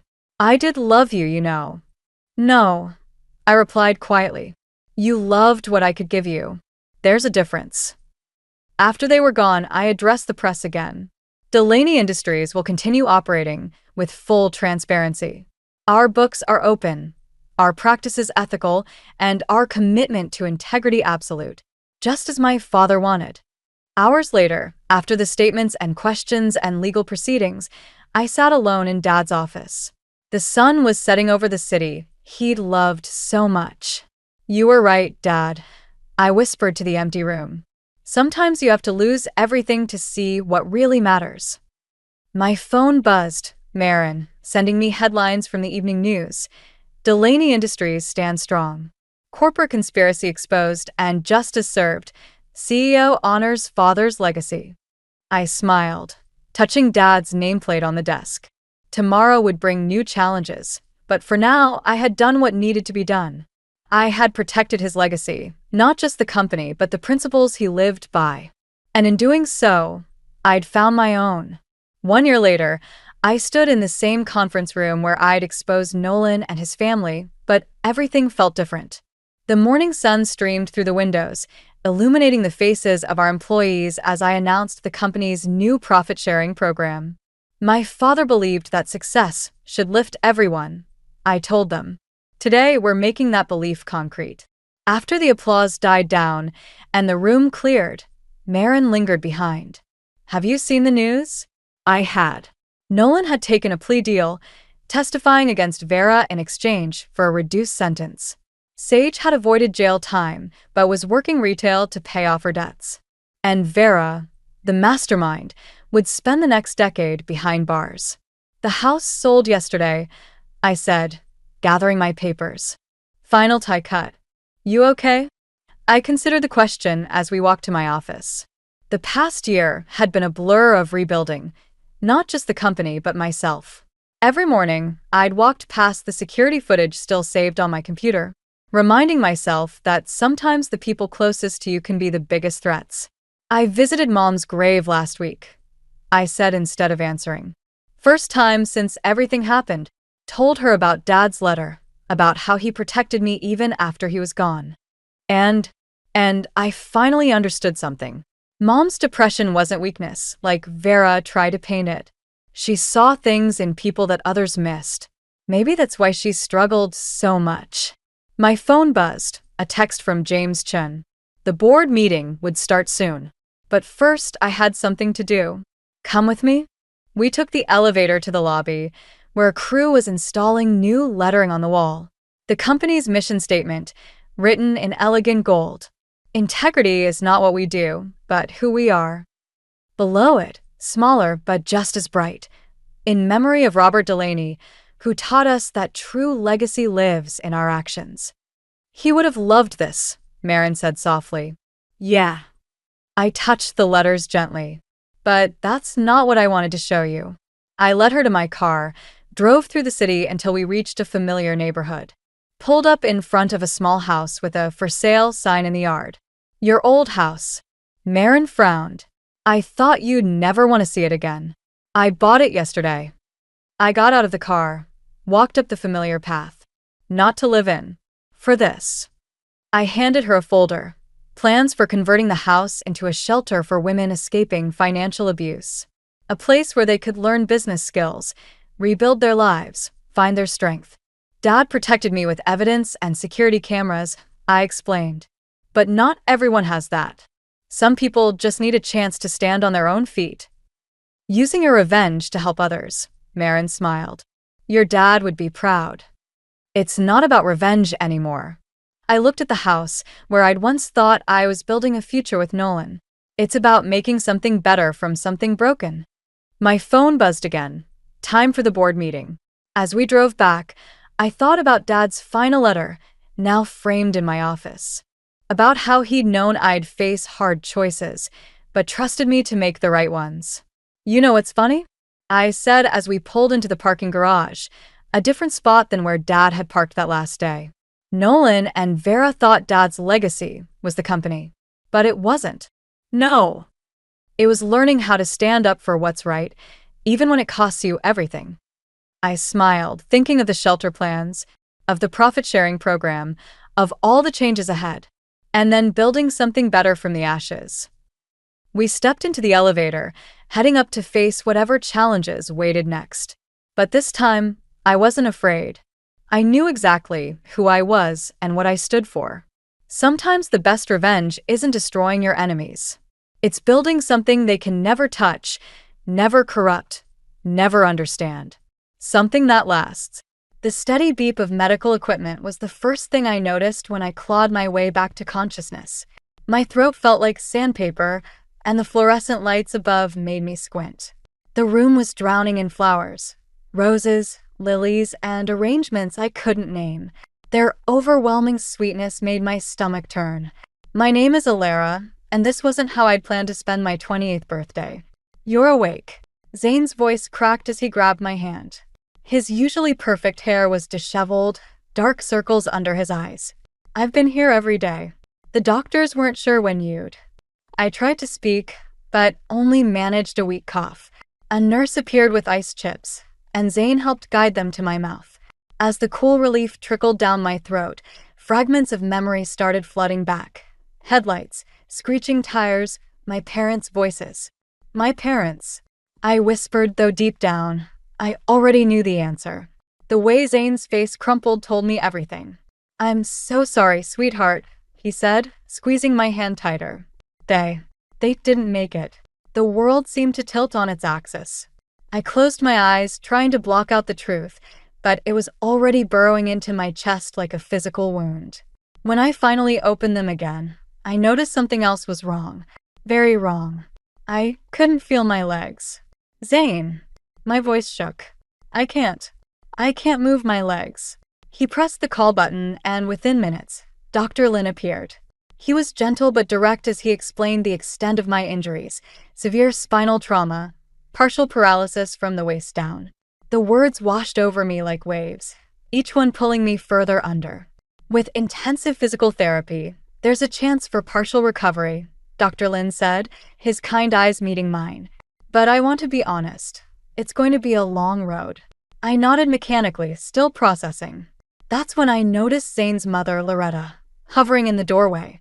She'd always reminded me of a bird of prey, elegant but sharp-eyed. Now she was looking at me with what seemed like genuine concern, but something in her expression made me uneasy. We're all here for you, dear, she said, gliding into the room. Her perfectly manicured hand patted my shoulder. Zane's already arranged to take time off work to help care for you. You have. I turned to Zane, surprised. He'd been climbing the corporate ladder at his firm for years, barely taking weekends off. Of course, he said, but something flickered across his face. Doubt? Fear? I've been thinking. Maybe this is a sign. About what really matters. He reached into his pocket, and my heart stopped as he pulled out a small velvet box. I know the timing might seem strange, but life is precious. Will you marry me, Alara? The ring was beautiful, probably worth several months of his salary. But as he slipped it onto my finger, all I could think about was how cold it felt. Behind him, Loretta was beaming, but her smile didn't quite reach her eyes. I need time to think, I managed, my voice barely above a whisper. Everything's happening so fast. Of course, Loretta jumped in before Zane could respond. You need rest, dear. We should go. She practically pulled Zane from the room, leaving me alone with my thoughts and the suffocating scent of flowers. As I drifted off to sleep, my mother's voice echoed in my memory. Trust your instincts, sweetheart. They'll never steer you wrong. Something about Zane's proposal, about Loretta's too perfect concern, set off warning bells in my head. But maybe that was just the grief talking. I closed my eyes, trying to ignore the nagging feeling that this was only the beginning of something much bigger than a marriage proposal. Coming home should have felt comforting. Instead, I wheeled through my childhood house feeling like a stranger. Ramps had replaced the familiar steps, and grab bars now dotted the walls like metallic scars. The changes were necessary, but they only emphasized how different everything had become. Zane had moved in temporarily to help with my transition home, though his definition of temporary seemed to stretch with each passing day. He'd already filled half the closet in my parents' old room with his designer suits, even though he wasn't working anymore. The contractors did an amazing job with the modifications, Loretta announced, running her hand along one of the new railings. She'd been here every day since my return, rearranging things without asking. Though these old curtains really need to go. They're so dated. Those curtains were hand-sewn by my mother. I gripped my wheels tighter, knuckles turning white. They're staying. Now, dear. Loretta's voice took on that syrupy tone I was growing to hate. You need to focus on healing, not clinging to the past. Zane, tell her. Zane, who'd been absorbed in his phone, looked up with that increasingly distant expression. Maybe Mom's right. A fresh start might be good. Before I could argue, the doorbell rang. Zane's father, Clyde, walked in without waiting for an answer. He rarely spoke, but his presence filled the room like smoke, making it hard to breathe. The estate lawyer called, he announced, addressing Zane rather than me. We should discuss the house situation soon. What house situation? I asked, though dread was already pooling in my stomach. Just some paperwork, Zane jumped in quickly. Nothing to worry about right now. I watched them exchange glances, a whole conversation happening without words. The engagement ring felt heavy on my finger, like a shackle rather than a promise. Later that evening, after the Holloways finally left, I wheeled into my father's study. The room still smelled like his pipe tobacco and old books. But something was off. The antique desk, passed down through 3 generations, looked emptier somehow. I opened drawers, counting the missing items. Dad's vintage fountain pen collection, Mom's first edition books, the small Tiffany lamp that always sat in the corner. Each absence felt like a fresh wound. My phone buzzed, a text from my best friend Lila. Coming by tomorrow. No excuses. Miss your face. 2 hearts. I smiled, my first genuine one in days. Lila would understand. She'd always seen through people's facades, including Zane's perfect boyfriend act when we first started dating. The sound of footsteps made me quickly close the drawer. Zane appeared in the doorway, his smile not quite reaching his eyes. You should be resting, he said, moving behind my wheelchair. Let me help you to bed. I can manage, I insisted, but he was already gripping the handles. Don't be stubborn. You heard what Dr. Lin said about overdoing it. As he wheeled me toward the bedroom, I caught a reflection in the hallway mirror. The concern on his face looked rehearsed, like an actor who'd forgotten his motivation halfway through a scene. Zane, I said carefully, where's Dad's pen collection? His hands tightened slightly on the wheelchair handles. Oh, your mom probably packed it away somewhere. You know how she liked to reorganize. The lie hung between us like poison gas. My mother had never touched those pens. They were Dad's pride and joy, and she respected that. Right, I said, letting him think I believed him. Must be packed away somewhere. That night, after Zane fell asleep, I lay awake listening to his steady breathing. The man next to me felt like a stranger wearing my boyfriend's face. The same face that had proposed to me in the hospital, offering security when I was at my most vulnerable. My mother's voice echoed in my head again. Trust your instincts. Well, my instincts were screaming now. And Lila's visit tomorrow couldn't come soon enough. I needed someone who would tell me the truth, even if it wasn't what I wanted to hear. Something was very wrong in this house, and I was going to find out what it was, with or without the use of my legs. Lila arrived like a burst of fresh air, bringing coffee and her no-nonsense attitude. One look at my face, and she knew something was wrong. We settled in the sunroom, away from Zane's constant hovering. Spill it, she said, handing me my favorite caramel latte. You look like you're carrying the weight of the world. I told her everything. The missing items, The whispered conversations. The way Zayn and his parents exchanged loaded glances when they thought I wasn't looking. With each word, the knot in my chest loosened slightly. I knew something was off with that proposal, Lila muttered. Who proposes to someone who just lost their parents and woke up paralyzed? That's some soap opera-level manipulation. Before I could respond, voices drifted in from the hallway. Loretta and Zayn, arguing in harsh whispers. You're taking too long, Loretta hissed. The insurance money won't last forever, and that house. I know what I'm doing, Mother, Zayn snapped back. Just stick to the plan. Lila's eyes met mine, wide with concern. We sat in tense silence until their footsteps faded. Lila leaned forward, her voice low. Have you checked your mom's jewelry box? The one with the locket. My heart dropped. Mom's locket, a family heirloom passed down through generations. I hadn't even thought to look for it yet. Lila helped me wheel to my parents' bedroom, where the jewelry box sat on the dresser. My hands shook as I opened it. Empty. Maybe Zayn moved it somewhere safe? Lila suggested, but we both knew better. Later that afternoon, during one of Loretta's inevitable visits, I saw it. There, hanging around her neck, was my mother's locket. The same one that had contained pictures of my grandparents, the same one my mother had promised would be mine on my wedding day. That's a beautiful necklace, I said, my voice surprisingly steady despite the rage building inside me. Loretta's hand flew to her throat. Oh, this old thing? Zayn gave it to me. Said he found it in a drawer somewhere. Really? I wheeled closer, noticing how she took a small step back. Because that's my mother's locket. The one she wore every day for 30 years. The color drained from Loretta's face. I had no idea. Zayn must have. Must have what? I cut her off. Stolen it from my dead mother's jewelry box? Just like someone's been stealing everything else in this house. Now, dear, you're getting yourself worked up over nothing. Her voice took on that condescending tone I'd grown to hate. You're still grieving, seeing things that aren't. Take it off. My words came out like ice. Excuse me, the locket. Take it off and give it to me. Now. For a moment, something ugly flashed across Loretta's perfectly made-up face. Then slowly, she unclasped the necklace and dropped it into my outstretched hand. I suppose grief can make people rather possessive, she said, smoothing her designer blouse. I'll just go find Zayn. As she clicked away in her expensive heels, I opened the locket with trembling fingers. The pictures inside weren't of my grandparents anymore. They'd been replaced with photos of Zayn as a child. That witch, Lila breathed, looking over my shoulder. You need to do something. This isn't just about missing stuff anymore. They're trying to erase your family. I closed my fingers around the locket, feeling the metal bite into my palm. You're right. But first, I need proof. Real proof that shows exactly what they're doing. I might have an idea about that, Lila said, pulling out her phone. My brother works in security systems.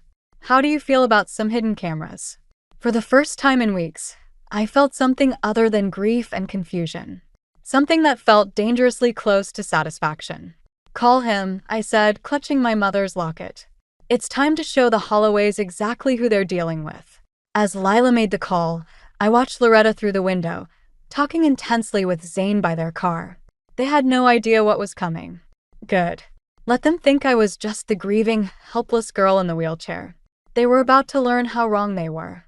Lila's brother installed the cameras while Zayn was at another mysterious meeting with his parents.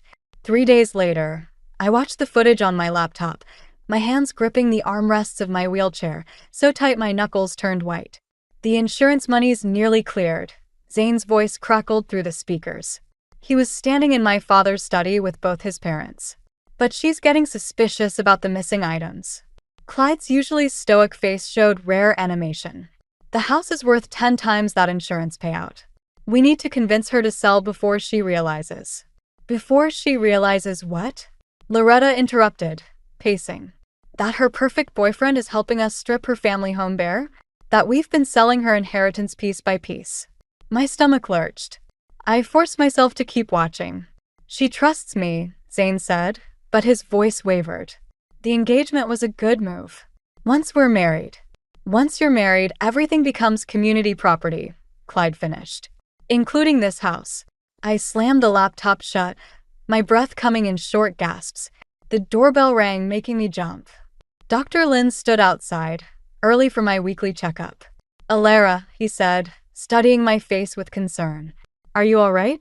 I wheeled back to let him in, noticing how his eyes swept over the increasingly bare walls. He'd known my parents for years, had been our family doctor since I was a teenager. "They're stealing everything," I blurted out. "Zane and his parents, they're selling my family's belongings. Planning to take the house." Instead of looking surprised, Dr. Lin's expression turned grim. "I was afraid of something like this. Your father came to see me a week before the accident. He was worried about Zane's sudden interest in your family's finances." My heart stopped. "What?" "He asked me to give you this if anything happened to them." He pulled an envelope from his bag. I was waiting for the right time, but it seems that time is now. My hands shook as I opened it. Inside was a letter in my father's precise handwriting, along with several documents. "My dearest Elle," it began. "If you're reading this, something has happened to your mother and me. I've noticed some concerning behavior from Zane recently. Questions about our assets, our property values. Call it paranoia, but I've taken steps to protect you." The documents were legal papers. My father had created a trust before his death, putting the house and most of their assets in my name with ironclad conditions. Even marriage couldn't touch it. "They can't take any of it," I whispered, looking up at Dr. Lin. "The house, the insurance money, it's all protected." "Your father was a careful man," Dr. Lin said softly. "He wanted to make sure you were truly protected, not just physically cared for." The front door opened, Zane returning. I quickly handed the papers back to Dr. Lin, who tucked them into his medical bag just as Zane entered. "Dr. Lin," Zane smiled his perfect smile. "How's our patient doing?" "Showing remarkable strength," Dr. Lin replied, his tone professional but cool. "We'll need to schedule some additional physical therapy sessions. Perhaps 3 times a week." I caught his meaning immediately. 3 times a week would give me more freedom to plan my next move. "That sounds perfect," I said, forcing a smile. "Zane, honey, could you get me some water?" As soon as Zane left the room, Dr. Lin pressed a card into my hand. "An excellent lawyer," he whispered. "Call her." That evening, I watched Zane cooking dinner in our kitchen, my kitchen, humming to himself like he hadn't spent the afternoon plotting to steal my inheritance. The engagement ring felt like it was burning my finger. My phone buzzed with a text from Lila. "Lawyer appointment set for tomorrow. Time to show these thieves what happens when they mess with the wrong family. Fire." I smiled, thinking of my father's foresight, my mother's strength. The Holloways thought they were dealing with a grieving, helpless girl. They were about to learn just how wrong they were. Let them keep playing their game. I was done being the pawn. The lawyer's office felt too small for my wheelchair and the weight of what I'd learned. Miss Chen, the attorney Dr. Lin recommended, reviewed the hidden camera footage with sharp eyes. "They've been selling items through various online accounts," she said, sliding printouts across her desk. "We've traced most of the transactions. Your father's pen collection alone went for thousands." I stared at the papers, recognizing photos of my family's treasures listed on auction sites. "Can we get them back?" "Some. But that's not what concerns me most." She pulled out another document. "Someone attempted to access your parents' safety deposit box yesterday. The signature on the request form matches Zane's." My hands clenched around my armrests. What else were they trying to take? Later that afternoon, during my physical therapy session, Dr. Lin noticed my distraction. "Your body won't heal if your mind is in chaos," he said, helping me with my exercises. "I found my mother's old art supplies in the attic," I replied, changing the subject. "She used to paint landscapes." His eyes lit up. "Perhaps you should try it. Art can be incredibly therapeutic." That evening, I set up an easel in my bedroom, away from Zane's prying eyes. The blank canvas stared back at me like a challenge. As I picked up the brush, my phone buzzed with a text from Loretta, "Coming over tomorrow with wedding planners. Time to start making decisions." 2 hearts. The brush in my hand trembled. Then, almost of its own accord, it dipped into the dark red paint. I started painting, not landscapes like my mother, but something else entirely. Something that looked like flames. Hours passed. I barely noticed Zane checking on me, his expression unreadable as he watched me work. The painting took shape, a house burning, but with flowers blooming from the ashes. My house. My legacy. That's intense, Lila said when she arrived the next morning, studying the finished piece. You're planning something, aren't you? Before I could answer, voices drifted up from downstairs. Loretta had arrived early with the wedding planners. We'll need to clear out all this old furniture, Loretta was saying. Start fresh. New beginnings and all that. I wheeled to the top of the ramp, Lila behind me. Loretta stood in my living room with two elegant women in business suits, gesturing at my mother's antique furniture like it was yard sale junk. Actually, I said, making them all jump, I've been doing some thinking about new beginnings. Loretta's smile flickered. Wonderful, dear. These ladies have the most amazing ideas for transforming this old place. I meant about the wedding. I touched the engagement ring, which now felt like a brand. And the house. And everything else you've been stealing. The wedding planners exchanged uncomfortable glances as Loretta's face went pale. I don't know what you're talking about. Zane, could you come here, please? He's out, I said, watching her composure crack. Probably trying to access my parents' safety deposit box again. How much do you think that's worth, Loretta? More than my father's pens. You ungrateful little, she caught herself, noticing the wedding planner's shocked expressions. Ladies, could you give us a moment? They practically fled, leaving Loretta glaring at me with undisguised hatred. Everything we've done has been for your own good. You're in no condition to manage this house, this wealth. You mean you're in no condition to keep pretending you're not drowning in debt? I rolled closer, enjoying how she stepped back. Yes, I know about that too. The failed investments, the second mortgage, all of it. Her face contorted. You have no idea what it's like to watch everything slip away. To need what? To steal from a grieving, paralyzed woman. I gestured to my painting, propped against the wall.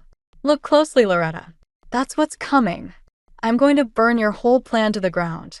She fled, leaving the front door open behind her. Lila whistled low. Demel. That was just the beginning, I finished, wheeling back to my easel. I had another painting in mind, this one of a spider caught in its own web. Tomorrow, Zane would come home to find the engagement ring on his pillow. But first, I had some calls to make. Starting with the police. The police arrived just as Zane's car pulled into the driveway. I watched from my studio window as he stepped out, confusion crossing his face at the sight of the patrol cars. Behind him, his parents' Mercedes screeched to a halt.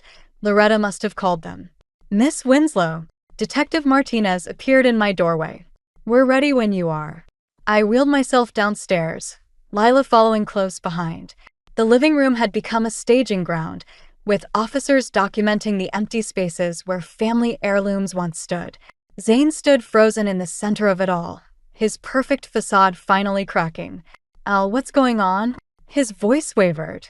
Why are the police here? Show them, I said to Detective Martinez, who nodded to another officer. The laptop screen flickered to life, projecting the hidden camera footage onto the wall. Zane's face drained of color as his own voice filled the room. The insurance money's nearly cleared.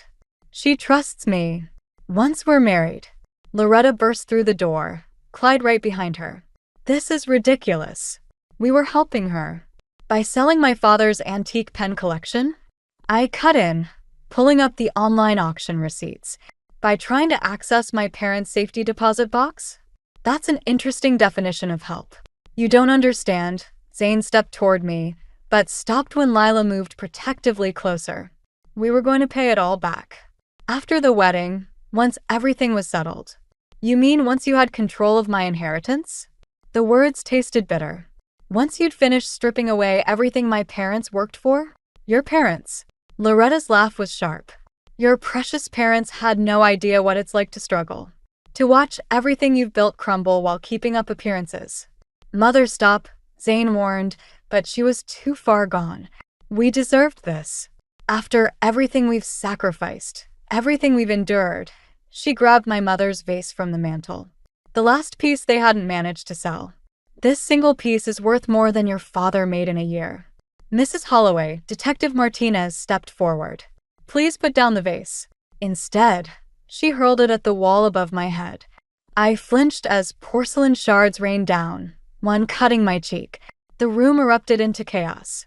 Officers moved in. Clyde finally spoke up to defend his wife and Zane. Zane just stood there, looking lost between his family and me. "Elle, please," he finally said, his voice breaking. "I do love you." That part wasn't a lie. No, I touched my bleeding cheek. The lie was thinking I was too broken to fight back. As the officers led the Holloways out, reading them their rights, I felt strangely empty. This was my victory, wasn't it? So why did it feel like I'd lost something too? Later that night, after the police had gone and Lila had reluctantly left, I sat alone in my parents' room. The engagement ring sat heavy in my palm, catching the moonlight like tears. My phone buzzed, a text from an unknown number. A photo appeared, my mother's locket, the one I'd taken back from Loretta, lying smashed on concrete. Below it, words that made my blood freeze. "You think this is over? You have no idea what else we took from your parents that night." The implication hit me like a physical blow. The accident that killed my parents and left me paralyzed. Had it really been an accident? I stared at my reflection in the window, at the cut on my cheek still slowly bleeding. The woman looking back at me wasn't the same one who'd woken up in that hospital room. She was harder now, colder. But maybe that's what I needed to be to uncover the whole truth. I wheeled to my easel and started a new painting. Not of flames this time, but of shattered glass and hidden shadows. Because this wasn't over, it was just beginning. And this time, I wasn't fighting just for my inheritance. I was fighting for justice. Detective Martinez called me at dawn. They'd found something in Clyde's office, documents about my parents' accident. I knew where I needed to go. The county jail's visiting room was cold and sterile. Zane sat across from me, still wearing his designer clothes, though they looked rumpled now. Dark circles shadowed his eyes. "I didn't expect to see you," he said quietly. I placed the documents on the table between us. "Tell me about the break lines." His face went pale. Don't." My voice was steady, surprising even me. "Just tell me the truth." For once. He stared at the papers, his hands trembling slightly. It wasn't supposed to happen like that. Dad just wanted to delay them from getting to the lawyer's office. Scare them a little. The room seemed to tilt. Scare them? They were going to change their will. Dad found out through his connections at the bank. Zane's voice cracked. Mom was desperate. The bankruptcy papers were already filed. When she found out your parents were worth millions. So you tampered with their car. The words felt like glass in my throat. Dad did. I knew about it afterward. But by then you were in the hospital and I thought, he reached for my hand. I jerked away. You thought what? That marrying me would make up for killing my parents. I do love you all. That part was real. His eyes filled with tears. When I saw you in that hospital bed, I wanted to protect you. Protect me. I laughed, harsh and cold.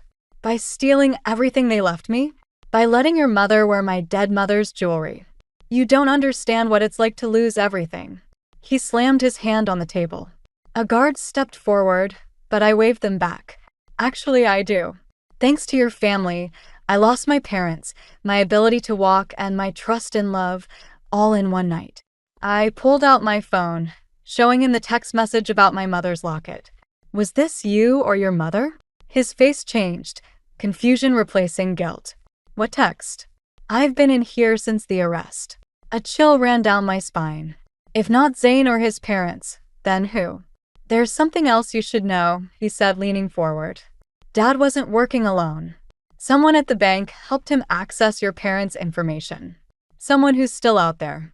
The pieces started falling into place. The mysterious text, the broken locket, the timing of everything. Who? I demanded. I don't know their name. But Dad said they had a grudge against your father from years ago. Something about a failed business deal. A guard announced visiting time was over. As they led Zane away, he turned back. I'm sorry. For everything. I know it doesn't help, but... You're right, I cut him off. It doesn't help. Outside, Lila was waiting in her car. One look at my face and she knew something was wrong. There's more to this than we thought, I said, showing her the documents. Someone else was involved. Someone who might still be after me. Then we'll find them, she said firmly. Together. I touched the scar on my cheek from Loretta's throne vase, thinking about my latest painting, the one of shattered glass and shadows. I'd left space in the corner unfinished, as if waiting for something. Now I knew what belonged there. Truth, emerging from darkness. My phone buzzed again, another anonymous text. Your father should have listened all those years ago. Now you'll pay for his mistakes. I showed it to Lila, who swore under her breath. What are you going to do? I thought about my parents, about justice and revenge, about the fine line between the two. I'm going to finish my painting, I said. And then I'm going to find out who's really behind all of this. Because sometimes revenge isn't about destroying your enemies. Sometimes it's about exposing the truth, no matter how deep it's buried. And I was just getting started. 6 months after the Holloway's arrest, I sat in my studio, surrounded by paintings that told the story of my transformation. The morning light streamed through windows no longer shadowed by doubt and deception.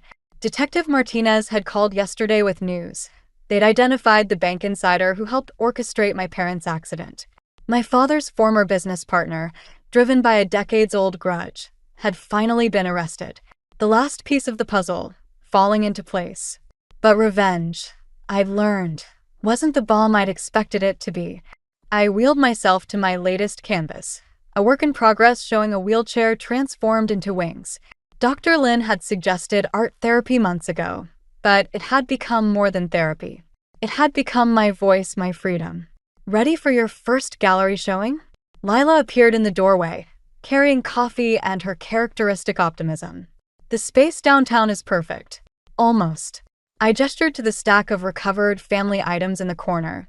Dad's pens, Mom's books, pieces of our history slowly coming home. I found something else this morning. I handed her a sealed envelope, discovered behind my mother's restored jewelry box. My name was written in her elegant handwriting. Have you opened it? Lila asked softly. Not yet. I took a deep breath. Would you? She carefully broke the seal and began reading. My dearest Elle, if you're reading this, something has happened to me and your father. Know that we saw your strength long before you needed to prove it to anyone else. My mother's words filled the studio, her voice somehow present in every syllable.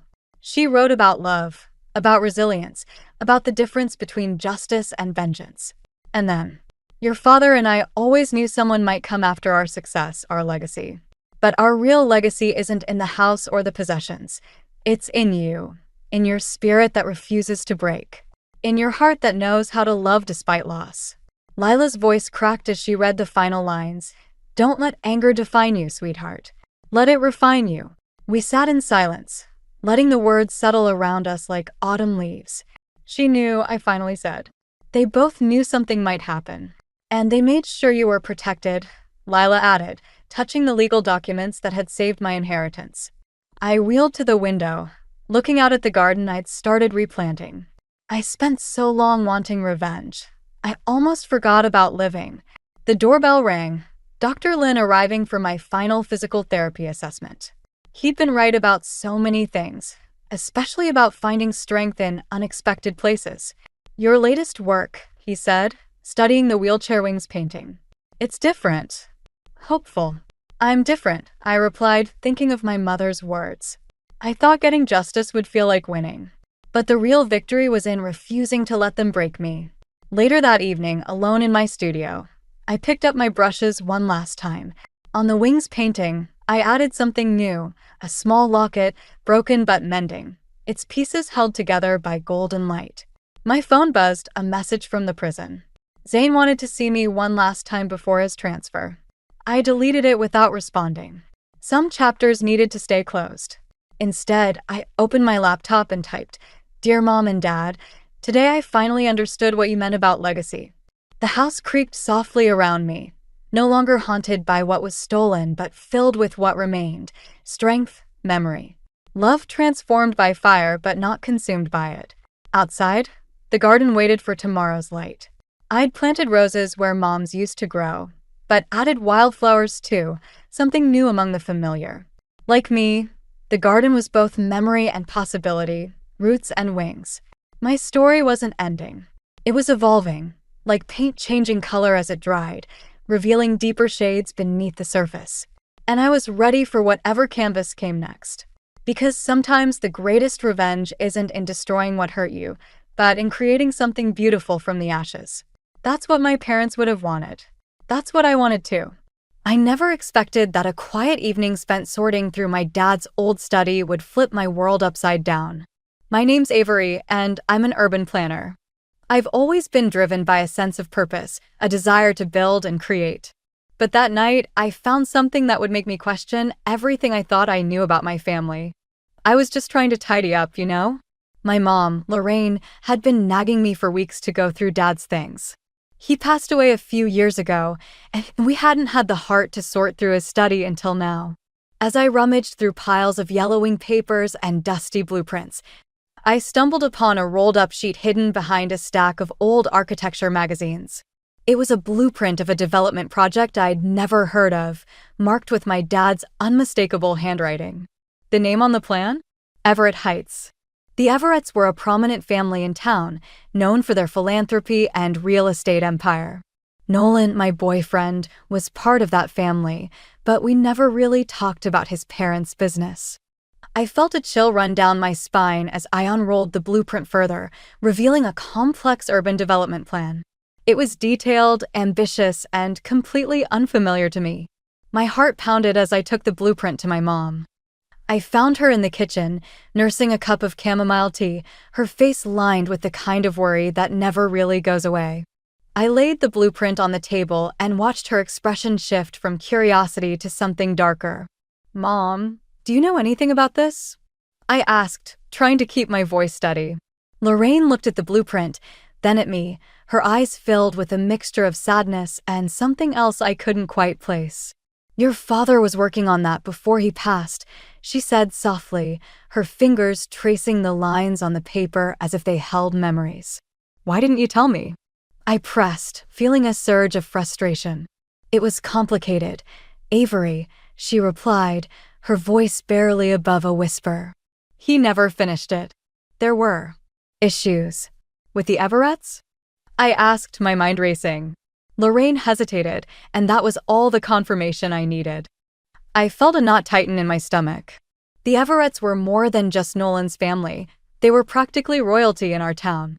If they were involved in whatever had derailed my dad's project, I needed to know why. And if they had a hand in his downfall, I needed to know how. Lorraine reached out and touched my arm, a silent plea for caution. "Be careful, Avery. Digging into the past can be dangerous." But I couldn't just let it go. This was my father's work, his legacy. I owed it to him to find out what happened. I nodded, but my mind was already spinning with questions and possibilities. I needed to talk to Nolan to see if he knew anything about this project or his family's involvement. As I left the kitchen, I couldn't shake the feeling that I was standing on the edge of something big, something that could change everything. The blueprint felt like a key, and I was determined to unlock whatever secrets it held. Later, as I sat in my room, the blueprint spread out on my bed, I felt a mix of anticipation and dread. I knew this was the beginning of something, a path that could lead to answers or even more questions. But one thing was certain, I couldn't ignore it. My dad's work deserved justice, and I was going to find it no matter what. I glanced at my phone, debating whether to call Nolan. I needed to know if he was aware of any of this, but I also feared what his reaction might be. Would he stand by me, or would his loyalty to his family come first? The thought gnawed at me, but I pushed it aside. I'd deal with that when the time came. For now, I had a blueprint, a mystery, and a determination that burned brighter than ever. I was ready to dig deeper, to uncover the truth, even if it meant facing the powerful Everett family. And as I stared at the blueprint, I couldn't help but wonder what else I might find hidden in the shadows of the past. I sat across from Nolan in the dim light of our favorite cafe, the blueprint burning a hole in my bag. I hadn't mentioned it yet, trying to gauge his mood. He was talking about some new project at work, but my mind was miles away, tangled in thoughts of my dad and the Everetts. "Avery, are you okay?" Nolan's voice cut through my thoughts. He looked genuinely concerned, his brow furrowed in that way that always softened my heart. "Yeah, sorry," I replied, forcing a smile. "Just a lot on my mind." "Is it work?" he asked, reaching across the table to squeeze my hand. I hesitated, then decided to just rip off the bandage. It's about my dad. I found something in his study that I think you should see. His expression shifted slightly, curiosity mingled with something else. Was it apprehension? I pulled out the blueprint and laid it between us, watching his reaction closely. "What is this?" he asked, picking it up and scanning the lines and notes. "It's a development plan connected to your family," I said, my voice steady but my heart racing. "Everett Heights. My dad was working on it before he died." Nolan's eyes flicked up to meet mine, and for a moment, I saw a flicker of recognition. "I've heard of it," he admitted slowly. "But I thought it was just another one of my mom's projects. Did you know my dad was involved?" I pressed. "No, Avery, I swear." "I had no idea," he replied, his voice earnest. But there was a tension in his shoulders, a stiffness that hadn't been there before.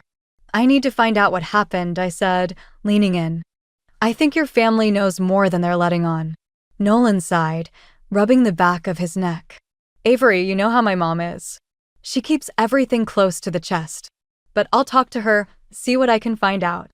I nodded, grateful but also wary. I knew how tight-knit the Everetts were, how fiercely they protected their own. "Thanks, Nolan. I need answers." As we finished our drinks, I couldn't shake the feeling that this was just the beginning of a much bigger storm. Nolan's loyalty was torn, and I couldn't help but feel guilty for putting him in this position. But I couldn't ignore the truth, not when it was so close. Later that evening, as I sat with my mom in the living room, I could see the worry etched into her face. "You talked to Nolan?" she asked, her voice gentle but probing. "Yeah, I did," I replied, trying to sound more confident than I felt. "He's going to ask Margot about the project." Lorraine sighed, her eyes distant. "I just hope you know what you're doing, Avery." The Everetts. They're not easy people to deal with. "I know, Mom. But I can't just let this go." She nodded, but I could see the fear in her eyes. "Just promise me you'll be careful. Sometimes the past is better left buried." I didn't respond, but her words lingered in my mind. I knew she was trying to protect me, but I couldn't shake the feeling that there was more to this story than I realized. The next morning, I decided to reach out to Jasper Monroe, an investigative journalist I'd met at a community planning event. He was known for his tenacity and his knack for uncovering hidden truths. If anyone could help me dig deeper, it was him. "Jasper, it's Avery Winslow," I said when he answered, trying to keep my voice steady. "I need your help with something." "Of course, Avery," he replied, his tone warm and curious. "What's going on?" I explained the situation, the blueprint, and my suspicions about the Everetts. Jasper listened intently, asking questions that made me realize just how little I actually knew. "This sounds big," he said finally. "I'll see what I can find. But Avery, you should be prepared for whatever comes out. The truth isn't always easy." "I know," I replied, a lump forming in my throat. "But I have to do this." As I hung up, I felt a mix of fear and determination. I was stepping into a world of secrets and power plays, and I had no idea what I might uncover. But I was ready to face it, whatever it took. The day wore on, filled with a tension that seemed to seep into everything I did. I couldn't shake the feeling that the blueprint was just the tip of the iceberg. That beneath it lay layers of betrayal and deceit I hadn't even begun to uncover. But I was ready. For my dad, for his legacy, and for the truth that had been buried for too long. Whatever the cost, I was determined to see this through. The cafe buzzed with the low hum of conversations and the clinking of cups. But I barely noticed as Jasper and I pored over the documents he'd managed to dig up. They were spread across the table like pieces of a puzzle, each one revealing a little more of the tangled web that had ensnared my father. "Look at this," Jasper said, pointing to a contract with Margot Everett's signature scrawled at the bottom. "It seems she pressured your dad into abandoning the project, promising investments that never materialized." I felt a cold anger settle in my chest. "So she set him up to fail," I murmured, my voice barely above a whisper. "And then left him to pick up the pieces." Jasper nodded, his expression grim. "It looks that way. I'm sorry, Avery. This is bigger than I thought." I leaned back in my chair, the weight of the revelation pressing down on me. My father had been manipulated, his dreams crushed by the very people I was now entangled with. And Nolan, how much did he know? My heart twisted at the thought. As if on cue, my phone buzzed with a message from Nolan. He wanted to meet, and I knew I couldn't avoid this confrontation any longer. I needed to know where he stood, even if the truth shattered everything between us. We met at the park, the air crisp and the leaves crunching underfoot. Nolan's face was a mix of concern and determination, his usual easy smile absent. "What's going on, Avery?" he asked, his voice steady but edged with tension. "I found out more about the project," I said, watching his reaction closely. "Margot manipulated my dad into abandoning it. She used him, Nolan." He looked away, his jaw tightening. "I talked to my mom. She said it was just business, that your dad wasn't ready for something so big." "That's not true, and you know it," I shot back, my frustration boiling over. "She set him up to fail, and it ruined him." Nolan's eyes met mine, conflicted and pained. "Avery, I didn't know. I swear. My family. They keep things from me too. Do you believe me?" I asked, my voice softer now, pleading. He hesitated, and that pause was like a knife to my heart. "I want to, but it's hard. They're my family." I took a deep breath, trying to steady myself. "I need you to be on my side, Nolan. I can't do this alone." He reached for my hand, his grip firm but unsure. "I'm here, Avery. I'll help you, but I need to understand more." As we stood there, the distance between us felt both vast and fragile. I knew this was just the beginning of a long and difficult road, but at least Nolan was willing to walk it with me. Later that night, I sat with Jasper again, trying to piece together our next move. "What now?" I asked, feeling the weight of the task ahead. "We need more evidence," Jasper replied, his eyes scanning the documents. "Something that ties Margot directly to the financial ruin." I nodded, determination hardening my resolve. "Whatever it takes, we'll find it." But just as we were about to wrap up, Jasper's phone buzzed with an incoming call. He answered, his face growing serious as he listened. "Okay, thanks for the heads up," he said before hanging up. "What is it?" I asked, sensing another twist. "There's a rumor," Jasper said slowly, "that Margot's planning a new development, something big. She might be using the same tactics she used on your dad." The revelation hit me like a punch to the gut. This wasn't just about my father's past, it was about preventing future harm. Margot was still playing her games, and more people could get hurt. I felt a surge of urgency, a need to stop her before she could ruin more lives. This wasn't just about justice for my dad anymore, it was about protecting others from the same fate. As I left Jasper's office, the cool night air did little to calm the storm inside me. I knew the path ahead would be fraught with challenges, but I was ready to face them. For my father, for the truth, and for the chance to stop Margot before she could do more damage. The stakes had just been raised, and I was more determined than ever to see this through, whatever the cost. As I sat at my desk, staring at the jumble of papers and notes, the weight of everything pressed down on me. My career was on shaky ground, my personal life in turmoil, and the truth seemed more elusive than ever. I needed a break, a moment to breathe, but there was no time for that now. Not when the stakes were so high. The doorbell rang, pulling me from my thoughts. It was Lorraine, her expression a mix of concern and something else, an urgency I hadn't seen before. "Avery, we need to talk," she said, her voice firm but gentle. I nodded, motioning for her to sit. "What's going on, Mom?" She took a deep breath, her eyes meeting mine with a seriousness that made my heart skip. "There's something I haven't told you. Something about your father." I felt a chill run through me. "What do you mean?" Lorraine hesitated, choosing her words carefully. "Your father. He knew what Margot was capable of. He suspected she was trying to sabotage him, but he couldn't prove it. Why didn't he say anything?" I asked, frustration bubbling up. "He wanted to protect you," she replied, her voice breaking slightly. "He thought if he kept quiet, he could handle it on his own." I leaned back, absorbing the revelation. My father had known, and yet he'd chosen silence. It made sense, in a way. He was always trying to shield me from the harsh realities of the world, even at his own expense. Lorraine reached into her bag and pulled out an envelope, worn and yellowed with age. "He left this for you." I didn't know when the right time was, but I think you need it now. I took the envelope, my hands trembling slightly. Inside was a letter, the familiar scrawl of my father's handwriting bringing a lump to my throat. As I read, his words were both a comfort and a call to action. He spoke of forgiveness, of love, and of finding peace amidst chaos. But he also urged me to be strong, to fight for what was right. "Thank you," I whispered, folding the letter carefully. It was what I needed, a reminder of the man he was and the legacy he left behind. Lorraine smiled softly, her eyes glistening. "He'd be proud of you, Avery. You're doing the right thing." I nodded, feeling a renewed sense of purpose. But as I sat there, another thought crept in. What if this fight wasn't just about my father? What if it was about preventing others from falling into the same trap?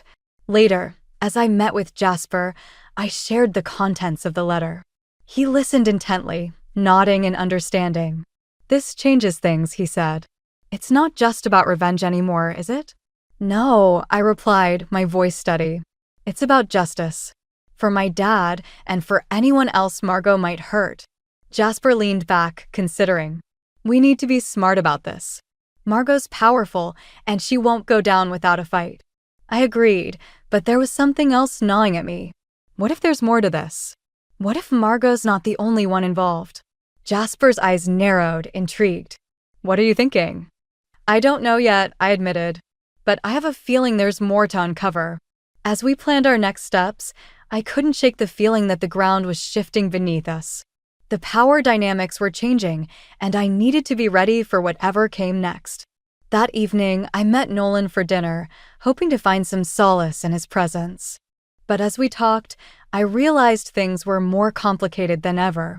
He was supportive, yes, but there was a distance between us, a tension that hadn't been there before. "Avery, I've been thinking," he said, his fork pausing midair. "What if we're going about this the wrong way?" "What do you mean?" I asked, wary of where this was going. "Maybe there's a way to resolve this without tearing everything apart," he suggested, his eyes searching mine. "A way to find peace without destroying my family."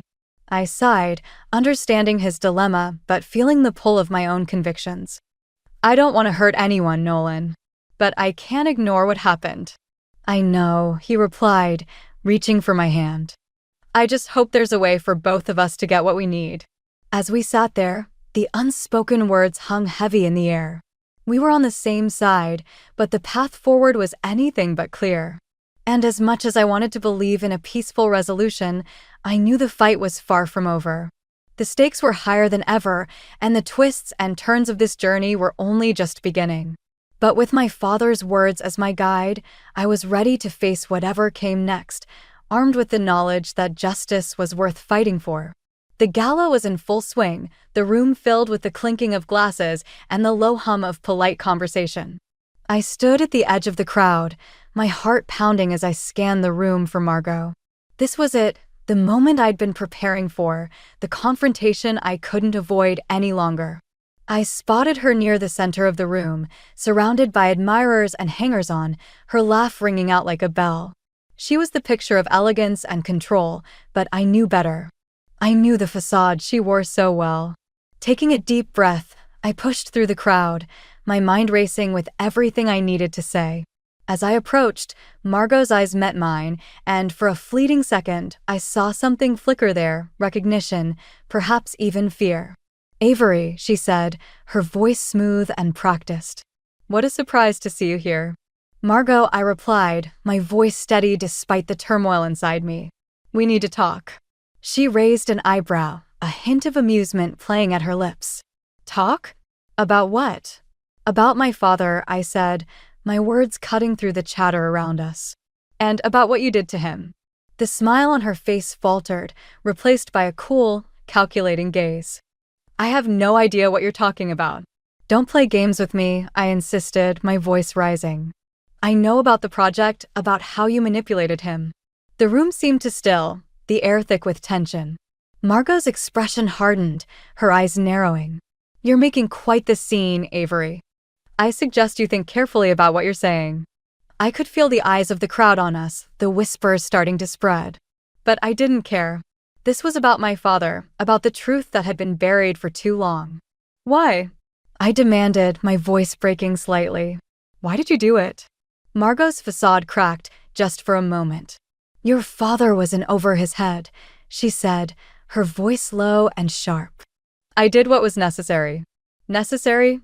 I echoed, disbelief and anger mixing in my tone. You ruined him. She leaned in, her voice barely a whisper. He was a threat to everything I've built. I couldn't let him succeed. The admission hung between us, raw and undeniable. I felt a surge of anger, but also something else, a deep, aching sadness. This was the truth I'd been seeking, but it was more bitter than I'd imagined. Before I could respond, Nolan appeared at my side, his expression a mix of shock and dismay. Avery, what's going on? I'm finding out the truth, I replied, my voice steady but my heart aching. He looked between us, his loyalty torn, and I could see the conflict in his eyes. Mom, is it true? Margot hesitated, her gaze flicking to Nolan, and I saw a crack in her armor. It's complicated, Nolan. Complicated? I repeated, my voice rising again. You destroyed my father's life, and you call it complicated? Nolan's face fell, the weight of the revelation settling over him. Avery, I didn't know. I swear. I believe you, I said softly, my anger giving way to exhaustion. But it doesn't change what happened. As the room buzzed with the aftermath of our confrontation, I felt the enormity of the situation pressing down on me. This was bigger than just my father's legacy. It was about justice, about making sure Margot couldn't hurt anyone else. But as I stood there, I realized something else. Revenge wouldn't bring my father back. It wouldn't heal the wounds that had been opened. I needed to find a way forward, a way to honor my father without losing myself in the process. Nolan touched my arm, his expression earnest. Avery, let's figure this out together. There has to be a way. I nodded, grateful for his support, but knowing the path ahead wouldn't be easy. Margot was powerful, and she wouldn't go down without a fight. But with Nolan by my side, I felt a spark of hope. As the night wore on, I knew I was at a crossroads. The confrontation had been a turning point, forcing me to reevaluate my goals and my understanding of justice. It was time to fight for what was right, but also to find peace within myself. The road ahead was uncertain, but I was ready to face it, armed with the truth and the determination to see it through. Whatever it took, I would make sure my father's legacy lived on and that Margot's reign of manipulation came to an end. The days following the gala were a blur of tension and uncertainty. The confrontation with Margot had left me feeling raw and exposed, and the fallout was more than I'd anticipated. Rumors swirled through the town, whispers of scandal and betrayal that seemed to follow me everywhere I went. I sat in Jasper's cluttered office, the weight of everything pressing down on me. He was flipping through a folder, his brow furrowed in concentration. We've got a problem, he said finally, looking up with a grim expression. What now? I asked, bracing myself for more bad news. Margot's moving fast, Jasper replied, handing me a document. She's shifting assets, covering her tracks. If we don't act soon, we might lose our chance to prove anything. I felt a cold knot of fear settle in my stomach. Margot was slipping through our fingers, and with her, the chance to bring justice for my father. What can we do? I asked, desperation creeping into my voice. We need more evidence, Jasper said, his tone urgent. Something concrete that ties her to the sabotage. I nodded, trying to muster the energy to keep fighting. But the truth was, I was exhausted. My career was in jeopardy, my relationship with Nolan strained, and the path forward seemed more uncertain than ever. As I left Jasper's office, my phone buzzed with a message from Nolan. He wanted to meet, and I knew I couldn't put it off any longer. We needed to talk, to figure out where we stood in the midst of this chaos. We met at the park, the same place where we'd had so many conversations before. But this time, the air was heavy with unspoken words and unresolved tension.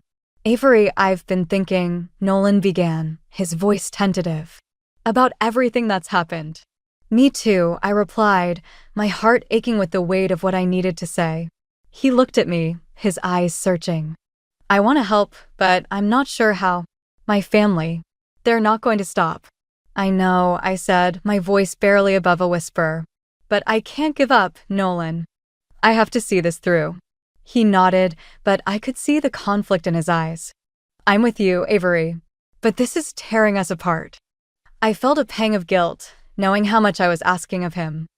I don't want to lose you, I admitted, my voice breaking. We'll figure it out, he said, but there was an uncertainty in his tone that mirrored my own fears. As we parted ways, I felt more alone than ever. The fight for justice had consumed everything, and I was starting to wonder if it was worth the cost. Back at home, I found Lorraine waiting for me, her expression worried. Avery, you look exhausted, she said, reaching out to touch my arm. I'm fine, Mom, I replied, though I knew it was far from the truth. She sighed, her eyes filled with concern. You can't do this alone. Let me help. I shook my head, the weight of the past few weeks pressing down on me. I don't know how to fix this, I admitted, my voice barely holding steady. Lorraine pulled me into a hug, her warmth a small comfort against the storm raging inside me. We'll find a way, she said softly. Your father would want you to be happy, Avery, not consumed by this. Her words lingered in my mind, a reminder of what truly mattered. But as much as I wanted to let go, to find peace, the thought of walking away felt like a betrayal of everything my father had stood for. The next day, as I sat in my office, trying to focus on work, my phone buzzed with a call from Jasper. Avery, you need to see this, he said, urgency in his voice. I rushed to his office, my heart pounding with a mix of hope and dread. Jasper met me at the door, a file in hand. We've got a lead, he said, his eyes bright with determination. What is it? I asked, feeling a flicker of hope.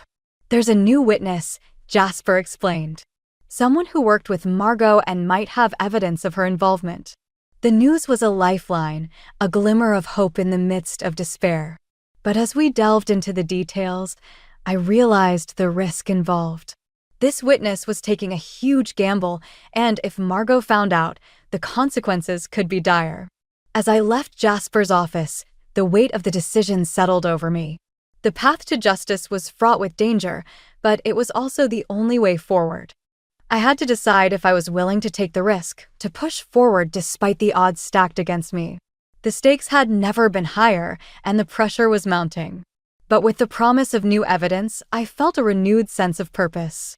I was at my lowest point, but from here, the only way to go was up.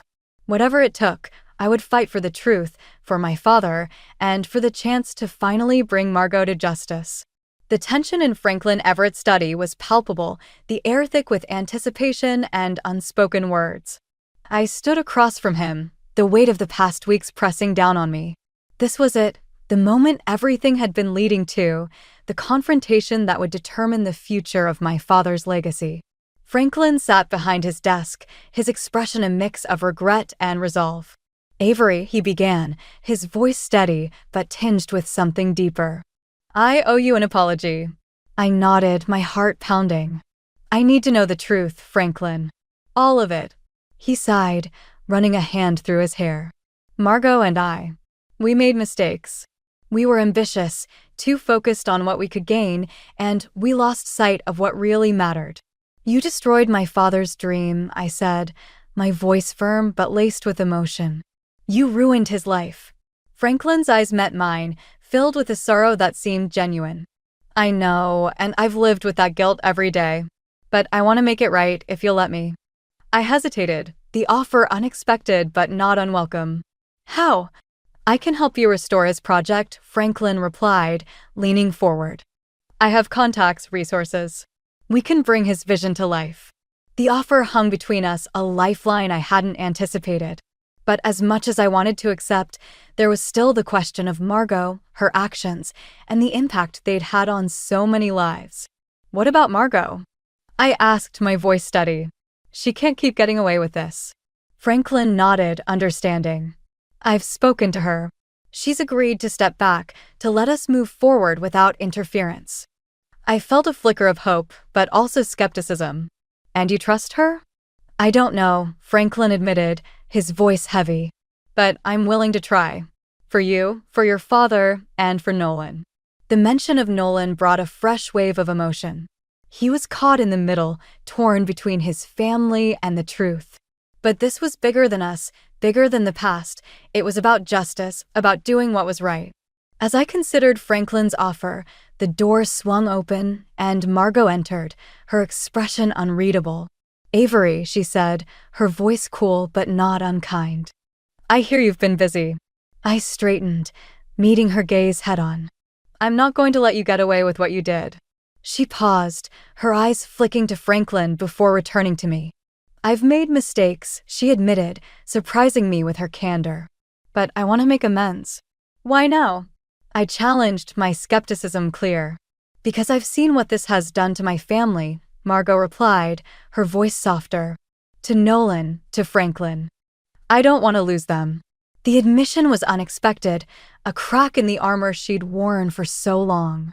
But as much as I wanted to believe her, I knew actions spoke louder than words. "I need proof," I said, my voice firm. "Proof that you're serious about this." Margot nodded, a flicker of determination in her eyes. "You'll have it. Whatever you need to move forward, I'll provide." The room fell silent, the weight of the moment settling over us. This was it, the resolution I hadn't dared to hope for, the chance to honor my father's legacy and find peace. As I left the study, I felt a sense of clarity I hadn't experienced in weeks. The path forward was still uncertain, but with Franklin's support and Margot's promise, I was ready to take the next steps. Outside, I found Nolan waiting, his expression a mix of hope and concern. "How did it go?" he asked, his voice tentative. "It's a start," I replied, feeling a sense of relief wash over me. "Franklin's going to help. And Margot. She's agreed to back off." Nolan nodded, a flicker of hope in his eyes. "I'm glad. I know it's been hard, but I'm proud of you, Avery." I smiled, the tension of the past weeks finally beginning to lift. "Thank you, Nolan. For everything." As we stood together, the core themes of my journey, justice, revenge, and forgiveness, came full circle.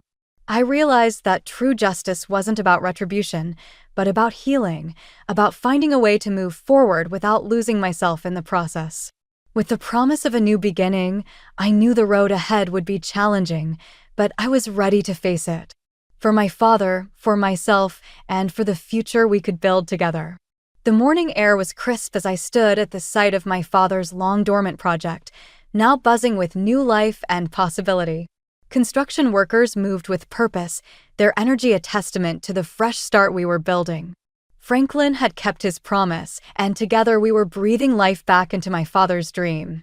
I watched as the foundation took shape, feeling a sense of peace I hadn't known in months. This was more than just a project. It was a symbol of resilience, of the legacy my father had left behind. And it was a testament to the power of truth and redemption. Nolan joined me, his presence a comforting anchor. "It's really happening," he said, his voice filled with quiet awe. I nodded, my heart swelling with gratitude. "It is. And I couldn't have done it without you." He smiled, slipping his hand into mine. "I'm proud of you, Avery. You never gave up." As we stood together, I realized how far we'd come. Our relationship had been tested, but we'd emerged stronger, bound by a shared commitment to justice and love. A few days later, we gathered at a small ceremony to commemorate the project's revival. Lorraine was there, her eyes shining with pride. Jasper, too, stood by my side, his role in uncovering the truth pivotal to our success. As the ceremony concluded, Margot approached me, her expression softer than I'd ever seen. "Avery," she began, her voice sincere. "I want to thank you for everything." I met her gaze, searching for any trace of insincerity but finding none. "I didn't do it for you," I replied, my tone gentle but firm. "But I'm glad you're here." She nodded, accepting the truth of my words. "I'm trying to change. For Nolan, for Franklin. I hope one day you can see that." I didn't respond immediately, allowing the moment to settle. Her journey was her own, and while I couldn't forget the past, I could choose to let go of the anger that had once consumed me. As the crowd began to disperse, Lorraine pulled me aside, handing me a small envelope. "I found this in your father's things," she said, her voice filled with emotion. I opened it, my breath catching as I recognized my father's handwriting. The letter was a simple message of love and forgiveness, urging me to find peace in my own heart and to trust in the power of redemption. It was the final piece I needed, a reminder that my father had always believed in the goodness of people, even those who had wronged him. And in that moment, I understood that forgiveness didn't mean forgetting, but rather freeing myself from the burden of the past. Later, as I walked through the site, I felt a sense of closure. My father's legacy was secure, and with it, a future that honored his vision and values. I knew there would still be challenges, but I was ready to face them, armed with the lessons I'd learned. As I turned to leave, a thought lingered in my mind, a question that would remain unanswered. Had Margot truly changed, or was this just another chapter in her complex narrative? It was a question that might never be resolved, but it no longer held power over me. In the end, the journey had been about more than just justice or revenge. It had been about finding my own path, about understanding the complexities of human nature, and about choosing love and forgiveness over bitterness. As I walked away from the site, hand in hand with Nolan, I felt a profound sense of peace. The road ahead was open, filled with possibilities, and I was ready to embrace it with an open heart and a renewed sense of purpose. I never expected to find anything in my parents' attic besides dust and memories. But there I was, 6 months after their funeral, discovering that even dust could hide secrets. My name is Casey, and I thought I was ready to finally sort through their belongings. Ryan, my boyfriend, had offered to help, but this felt like something I needed to do alone. Looking back, maybe I should have taken him up on it. The loose floorboard caught my attention when I dropped an old photo album, and it landed with an odd, hollow sound. I probably would have missed it otherwise. Too focused on getting through another box of Dad's old sweaters that still smelled faintly of his aftershave. "What the hell?" I muttered, running my fingers along the edge of the board. It lifted easily, revealing a small metal safe I'd never seen before. My heart started racing. In all the times I'd played up here as a kid, how had I never noticed this? The safe wasn't anything fancy, just a basic combination lock model you could buy at any hardware store. I sat back on my heels thinking, Mom's birthday? Their anniversary? After 3 failed attempts, I tried the date they bought this house. The lock clicked open. Inside was a single envelope, yellowed with age. My hands were shaking as I opened it and unfolded the letter inside.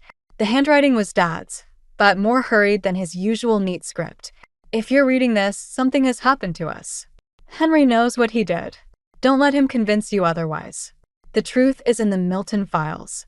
I read it 3 more times, trying to make sense of it. Uncle Henry? The same uncle who'd helped arrange their funeral, who'd been bringing me dinner every Sunday since the accident. My phone buzzed, making me jump. A text from Henry himself. "Still coming to dinner tomorrow night? Linda's making your favorite lasagna." I stared at the message, my thumb hovering over the reply button. The Henry the First knew was the fun uncle who taught me to ride a bike, who helped me move into my first apartment. But Dad's words kept echoing in my head. "Henry knows what he did." "Sorry, not feeling well," I typed back. "Rain check." His response came immediately. "Of course, sweetheart. Feel better. Let me know if you need anything." The kindness in his message made my stomach twist. I folded the letter carefully and slipped it into my pocket, then replaced the floorboard. As I did, I noticed something else, a faint pencil marking on the wood. 2nd floor. Milton Legal. Dad's old law firm, where he'd worked for 20 years before the accident. 2nd floor. Was that where I'd find these Milton files? I grabbed my phone again and called Jenna, my best friend who still worked there as a paralegal. "Hey, weird question. Do you know if they kept any of Dad's old files?" "Most were transferred when the firm merged," she said. "But there's still some storage rooms upstairs." "Why?" "Just trying to tie up loose ends," I lied. "Any chance you could help me look through them sometime?" There was a pause. "Casey, are you okay? You sound strange." "I'm fine," I said quickly. "Just found some old papers that got me thinking." "Well, I can probably get you in next week. But you'll have to clear it with the partners first." After we hung up, I sat in the attic surrounded by boxes of my parents' lives, feeling like I was looking at everything through a different lens. All those Sunday dinners with Henry and Linda, the way he'd stepped in to handle everything after the accident. Had it all been guilt? Or something worse? The sun was setting, casting long shadows through the attic windows. I should have been finishing up the sorting, but instead, I pulled out my laptop. Time to see what I could find about the weeks leading up to my parents' accident. Whatever Henry had done, whatever truth Dad wanted me to find, I was going to uncover it. I just hoped I was ready for what I might learn about my family in the process. I hadn't slept much since finding that note. 3 days of late-night internet searches and old newspaper articles had left me with bloodshot eyes and more questions than answers. Ryan noticed something was off the moment he walked into our apartment that evening. "You look like hell," he said, setting down takeout bags on the kitchen counter. "When's the last time you actually slept?"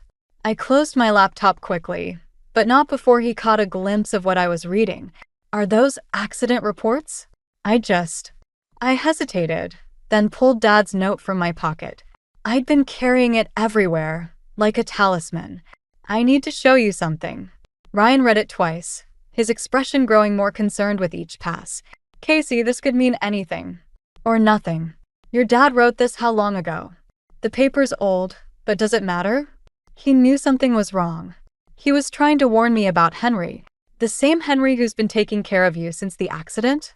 Ryan started unpacking the food, his movements more forceful than necessary. "Who checks on you every week?" "That Henry. Maybe that's why he does it." Guilt.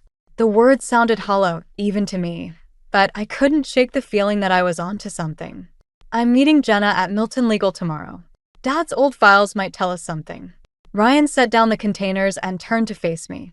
"Us? I thought you had to work tomorrow." I called in sick. "Jesus, essay." He ran a hand through his hair, something he only did when he was really frustrated. "You can't keep doing this. You haven't been to the gym in weeks. You barely sleep, and now you're skipping work." "This is important," I snapped.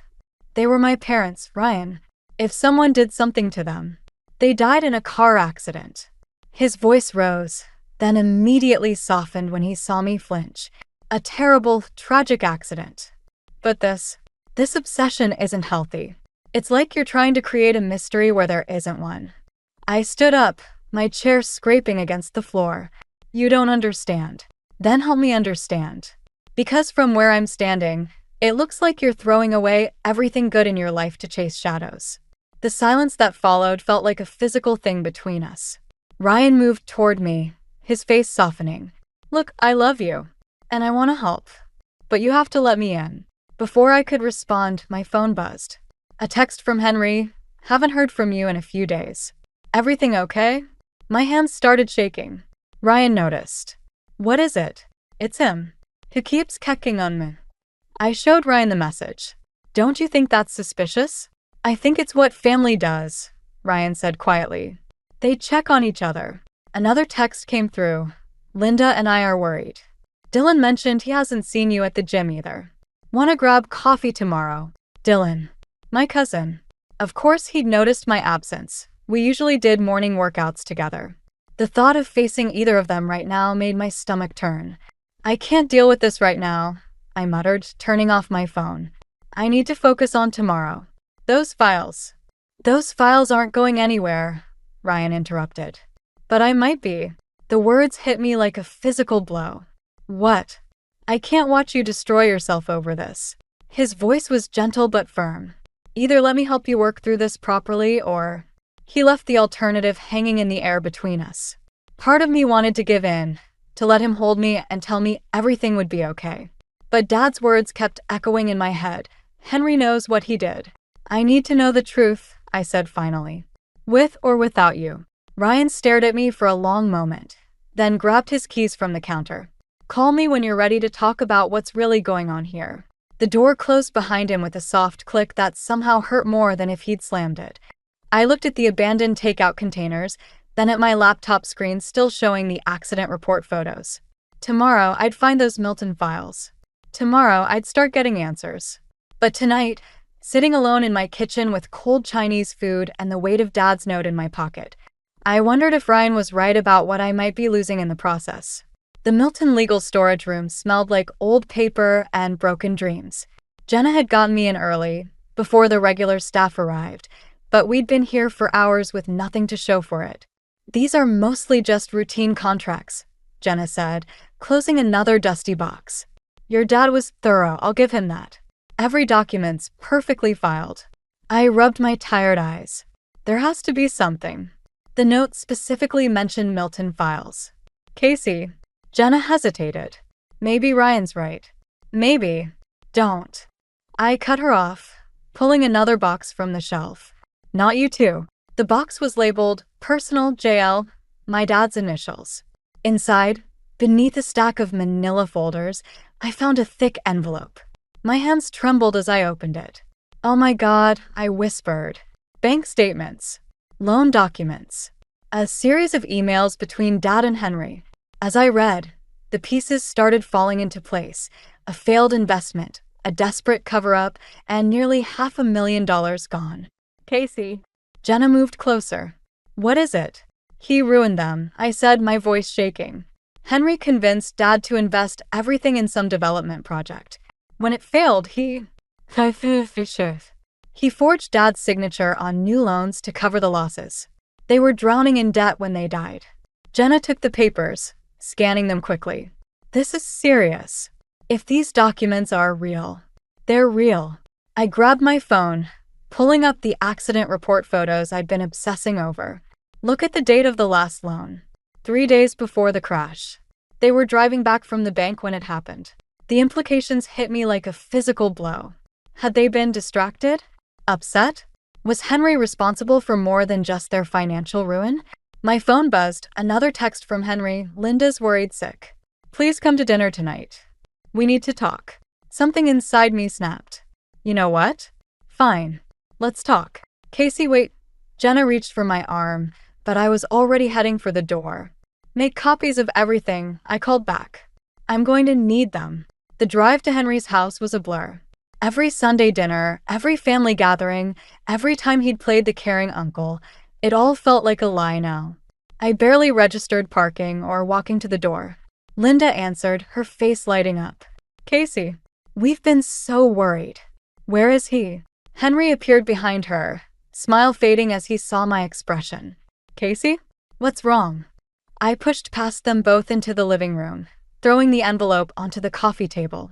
"Want to explain these?" Henry's face went pale as he looked at the documents. Linda picked up one of the loan papers, her hand going to her mouth. "Henry, what is this?" "It's not what you think," he started, but I cut him off. "Really?" "Because I think you convinced Dad to invest everything in your failed project. I think when it went under, you forged his signature to cover your tracks. I think you watched them struggle with debt you created, and then they died driving back from cleaning up your mess." "Casey, please." Linda reached for me, but I stepped back. Was the accident really an accident? My voice cracked. Or were they just too distracted by the financial nightmare you created? "That's enough." Henry's shout made us both jump. For a moment, I saw something in his eyes. Not guilt, but fear. "You don't understand what happened. Your father. Don't you dare blame him for this. I was trying to help them." Henry's composure cracked. The investment was supposed to set everyone up for life. When it failed, he ran a hand over his face. "I couldn't let them lose everything. The loans were temporary, just until I could fix things. But you never fixed anything, did you?" I picked up the papers, hands shaking. "You just watched them drown." The front door opened, and Dylan walked in, freezing at the scene before him. "What's going on?" I looked at my cousin, at Henry's son, and saw the confusion in his eyes. How much did he know? How many other lives had Henry's lies touched? "Ask your father," I said quietly, heading for the door. "Ask him what really happened to my parents." Behind me, I heard Linda's soft crying, Dylan's questions, and Henry's desperate, "Casey, wait." But I didn't stop. I couldn't. The truth was finally out, but it didn't feel like victory. It felt like losing my family all over again. My boss's voice droned on through the speakerphone, but I could barely focus on his words. 3 weeks had passed since the confrontation at Henry's house, and my life was unraveling like a cheap sweater. "Casey?" Are you even listening? I snapped back to attention. Yes, sorry. The Richardson account has been reassigned, along with your other major clients. He sighed. Look, I understand you're going through something, but this isn't the first deadline you've missed. Take some time off. Get yourself together. The call ended before I could respond. I stared at my phone, then at the stack of unopened mail on my kitchen counter. Another missed payment notice peeked out from beneath the takeout menu. My doorbell rang.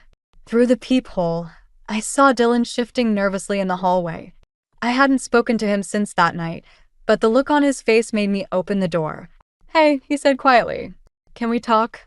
I let him in, watching as he took in my apartment. Unwashed dishes, case files spread across every surface, laptop showing more financial records I'd dug up. Mom's a mess, he said finally. Dad barely leaves his office. Whatever you found. The truth, I cut in. I fant det trut. Did you? Dylan picked up one of the files. Because I've been doing some digging too. That investment. Dad wasn't the only one pushing for it. Your father was the one who brought him the opportunity in the first place. The words hit me like a slap. You're lying. I found the original proposal in Dad's office. Uncle Jack's signature, his handwriting. He was convinced it would work. Dylan's voice softened. When it failed, Dad tried to protect him. The loans were meant to buy time until the market recovered. Stop it. My hands were shaking. Dad wouldn't. He was human, Casey. He made mistakes. Dylan set down the file. Just like Dad did trying to cover them up. Just like you're doing now. I looked around my apartment, really seeing it for the first time in weeks. Empty coffee cups. Takeout containers. A text from Ryan I still hadn't answered. I miss you. Please talk to me. You need to see something, Dylan said, pulling out his phone. He pulled up a video, security footage from what looked like a parking garage. This was the day before the accident. My father appeared on screen, meeting Henry between parked cars. There was no audio, but their body language told the story. Dad, shoulders slumped in defeat. Henry, gesturing emphatically, then pulling Dad into a hug. He was trying to help, Dylan said softly. They both were. It just went wrong. My phone buzzed, Jenna calling. Probably about the other documents I'd asked her to track down. Documents that suddenly felt like weights around my neck. When's the last time you went to the gym? Dylan asked. Or saw Ryan? Or did anything besides chase this? I can't just let it go, I whispered, but the words sounded hollow, even to me. No one's asking you to. But this vendetta. He gestured at the chaos around us. It's destroying you. And it won't bring them back. My phone buzzed again, a text from my boss about HR paperwork. Another from my landlord about late rent. The walls of evidence I'd built suddenly felt like they were closing in. I don't know how to stop, I admitted, my voice cracking. Dylan stepped closer, and for a moment I saw our childhood reflected in his eyes. Summers by the pool, family barbecues. Dad and Henry teaching us to fish. All the memories I'd been rewriting as lies. Start by coming home, he said. Not to confront anyone. Just come to Sunday dinner. Talk to Mom. Let us be a family again. I can't face him. Then face yourself first. Dylan headed for the door, pausing with his hand on the knob. You're not the only one who lost something that day, Casey. But you might be the only one still choosing to lose more. He left me standing in my chaos, staring at the paused video of my father and Henry. The truth I'd been chasing was there in that grainy footage, not in the documents or bank statements, but in that simple moment of two brothers trying to protect each other. The question was, what was I trying to protect by holding on to my anger? The coffee shop was neutral ground, not Henry's territory, not mine. I'd chosen it carefully, somewhere public enough to keep us both civil. When he walked in, I almost didn't recognize him. The past month had aged him years. Thank you for meeting me, he said, sliding into the booth. His usual confidence was gone, replaced by something more fragile. I placed Dad's note on the table between us. I want to understand. Henry stared at the paper for a long moment. Jack wrote this the day I told him about the second round of losses. He was angry, scared. Did you forge his signature on those loans? Yes. The admission came quietly, but not for the reasons you think. The market was going to turn around. I just needed time to. To what? Watch them drown in debt while you protected yourself. A young couple at the next table glanced over. Henry leaned forward, lowering his voice. I was protecting everyone. Your father's reputation, the family name, your future inheritance. My inheritance? I laughed bitterly.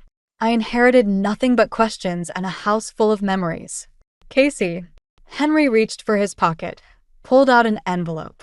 There's something you need to see. Inside was another security video still, different from the one Dylan showed me. This one showed Dad at what looked like an ATM, the timestamp just hours before the accident. What is this? The last withdrawal he made. $20,000. Henry's hands trembled slightly. He was coming to pay off one of the loans early. Against my advice. The roads were icy that night, but he insisted. The implication hit me like a physical blow. If Henry hadn't pushed them into those loans. Stop, I whispered, but he continued. I live with it every day. Every Sunday dinner, every family gathering. Watching you grieve, wanting to explain but knowing nothing I could say would make it right. A text lit up my phone, Ryan. I'm here if you need me. Always. I turned the phone face down. Why show me this now? Because you deserve the truth.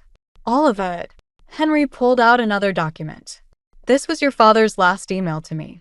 I've never shown anyone.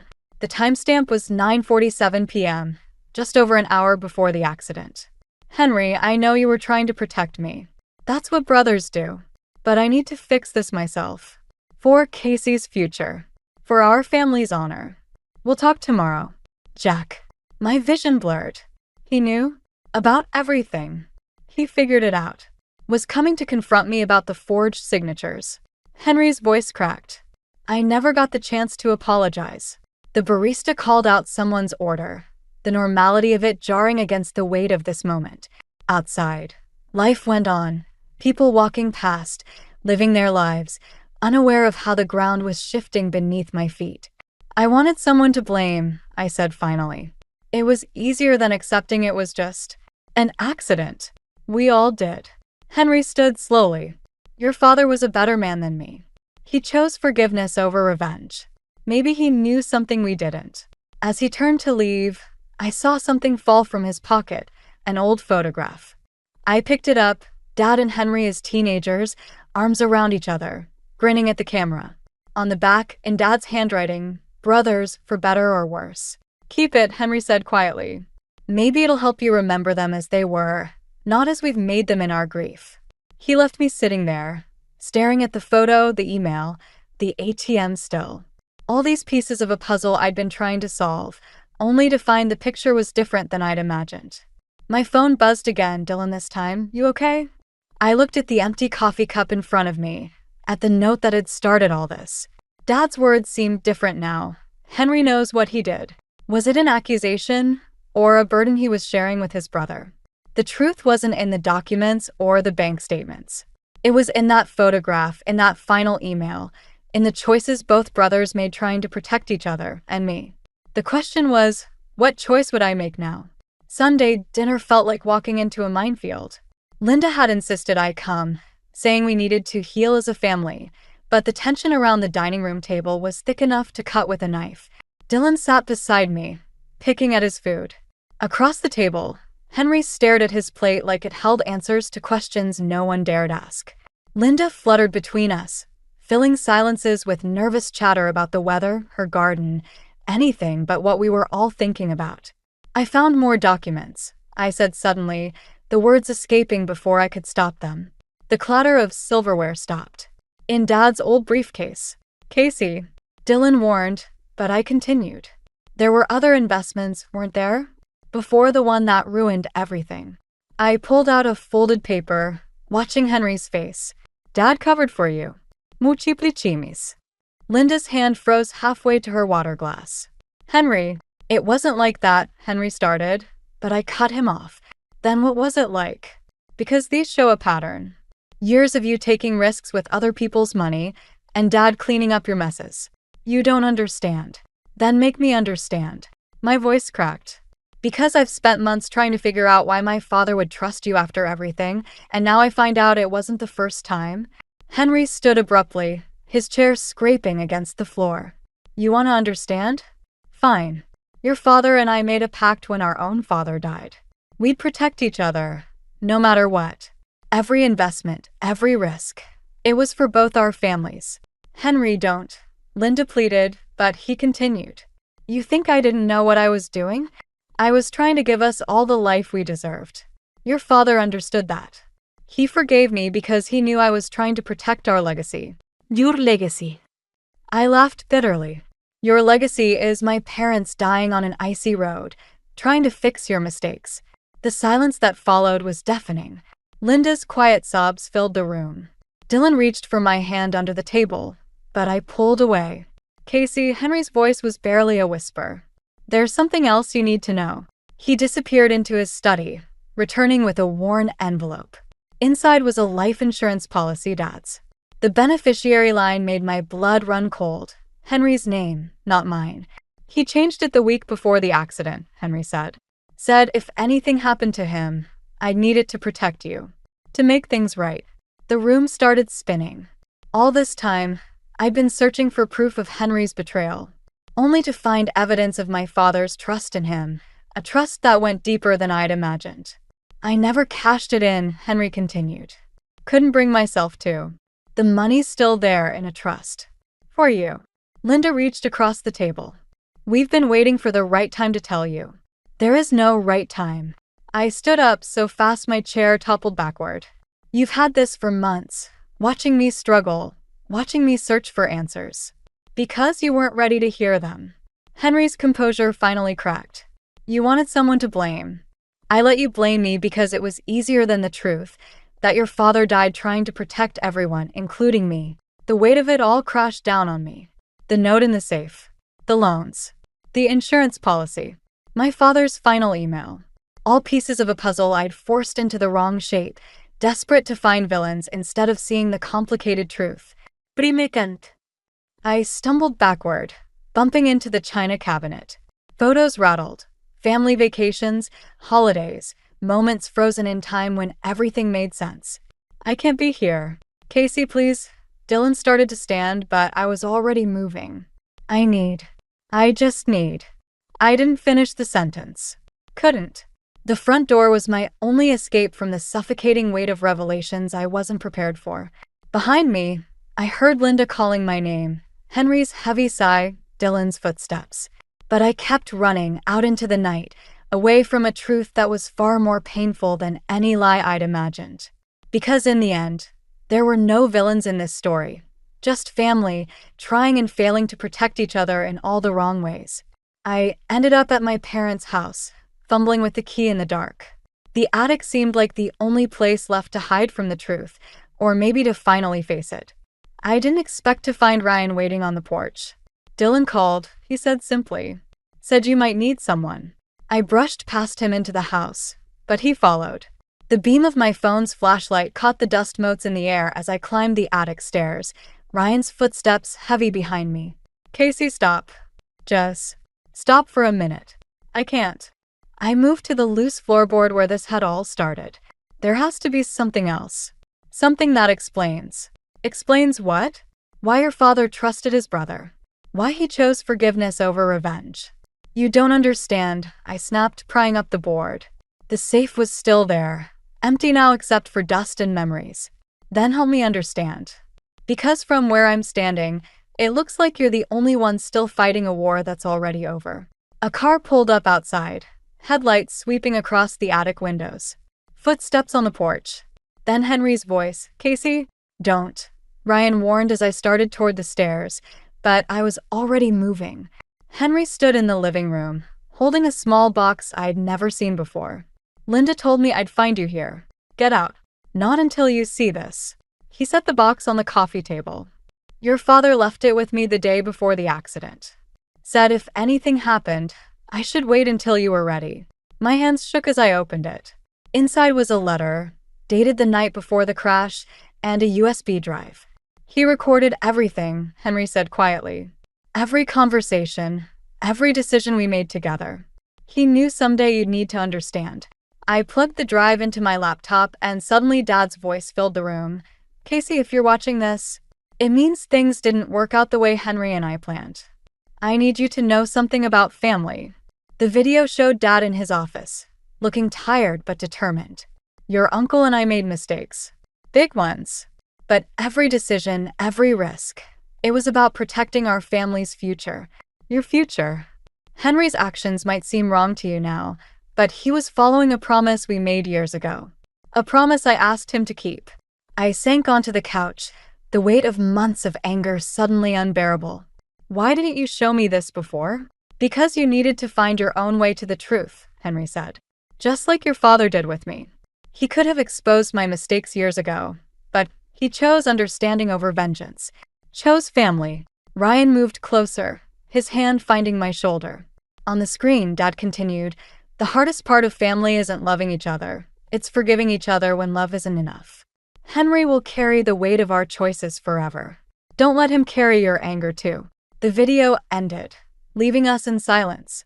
Henry pulled out one final document, the insurance policy. It's yours, he said. It always was.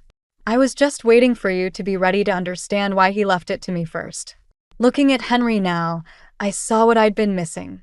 The grief etched in his face, the weight of secrets kept not out of malice but love. The same love that had driven Dad to protect him, even in death. I don't know how to let go, I whispered. Neither did your father at first, Henry said. But he learned that holding on to anger only hurts the people still here. He moved toward the door, pausing. Sunday dinners aren't the same without you. After he left, Ryan sat beside me, the box of revelations between us. What now? I looked at the empty safe under the floorboard, then at Dad's frozen image on the laptop screen. The truth I'd been searching for had been there all along, not in documents or bank statements, but in the complicated ways family chooses to love and protect each other. Now, I said, closing the laptop, I think it's time to go home. The cemetery was quiet in the early morning light. I hadn't been back since the funeral, but today felt different. Ryan waited in the car, giving me space, while I made my way to my parents' headstone with fresh flowers and the weight of understanding finally settling in my chest. I found your note, I said softly, arranging the flowers. Took me a while to understand what you were trying to tell me. A gentle breeze stirred the leaves overhead. In the distance, I could see Henry's car pulling up beside Ryan's. We'd planned this, one final conversation, one last piece to put in place. Henry approached slowly, carrying his own flowers. Neither of us spoke as he placed them next to mine. The morning sun caught the silver in his hair, and for the first time, I saw how much he looked like Dad in profile. I've been thinking about what to do with the insurance money, I said finally. Henry tensed slightly. It's yours too. I want to start a scholarship. In both your names. I turned to face him. For families struggling with debt. Something good should come from all this. The surprise in his eyes gave way to something deeper. Understanding. Maybe even pride. Jack would have liked that. There's something else. I pulled out an envelope. The last piece of this puzzle we'd been struggling with for months. I found this in Dad's old briefcase. It's a letter he wrote to you, never sent. Henry's hands shook as he opened it. I'd memorized the words by now. Brother, some debts can't be measured in dollars. The greatest one I owe you is for always putting family first, even when it cost you everything. Take care of my girl. She'll understand someday. He knew, Henry whispered. All along, he knew what I was trying to do. He understood family better than either of us. I touched the headstone gently. Sunday dinner is at 6, right? Henry looked up, hope flickering across his face. Linda's making pot roast. Ryan and I will be there. I paused, then added, Uncle Henry? Yes. I understand now too. He nodded, unable to speak. We stood there a moment longer, the morning sun warming our backs, before he turned and walked away, leaving me with my parents and the peace I'd finally found. Back at the car, Ryan opened his door but didn't get in. You okay? Getting there. I looked back at the cemetery, thinking about the path that had led me here. Dad left me a roadmap, you know? In that note, in the videos, in everything he did. I just had to learn how to read it. And did you? Figure it out. I thought about Sunday dinners, about Dylan's gym sessions I'd missed, about Linda's worried calls, about Henry carrying the weight of secrets and love in equal measure, about Dad, choosing forgiveness even when it wasn't easy. I think. I took Ryan's hand, feeling its warmth against the morning chill. I think I finally understand what Dad meant about family. It's not about keeping score or settling debts. It's about choosing to love people even when it's complicated, even when it hurts. Ryan squeezed my hand. Your dad would be proud of you. Maybe. I smiled slightly, but I think he'd be prouder that I finally learned to let go. As we drove away, I caught one last glimpse of the headstone in the rearview mirror. The note that had started everything was still in my pocket. But it felt different now, less like an accusation and more like a father's final lesson about love, forgiveness, and the complicated ways we protect the people who matter most. Henry's car was already gone, probably heading home to tell Linda and Dylan about the scholarship, about new beginnings, about how sometimes the best way to honor the past is to build something better from its ashes. Ready? Ryan asked as we turned onto the main road. I thought about Sunday dinner waiting ahead, about family, both the one I'd lost and the one I was choosing to keep, about the future stretching out before us, complicated and beautiful and full of possibilities. Yeah, I said. I'm ready. The letter trembled in my hands, its crisp edges cutting into my fingertips. Full scholarship to Wharton Business School. The words blurred as tears welled up, but I blinked them back. I couldn't let anyone see me cry, not here in the store, not anywhere. Another day, another story. But first, I'd love to know where my listeners are from. Comment your location below. And hey, if you're enjoying these tales, consider becoming a permanent part of our family. Now, where were we? I'm Hannah, and this moment should have been the happiest of my life. Instead, I was hiding in the stockroom of Carter's general store, surrounded by towers of inventory that had become my prison for the past year. Hannah, where are you? These boxes won't unpack themselves. My father's voice boomed through the store, making me jump. I shoved the letter into my back pocket, my heart pounding against my ribs. Coming.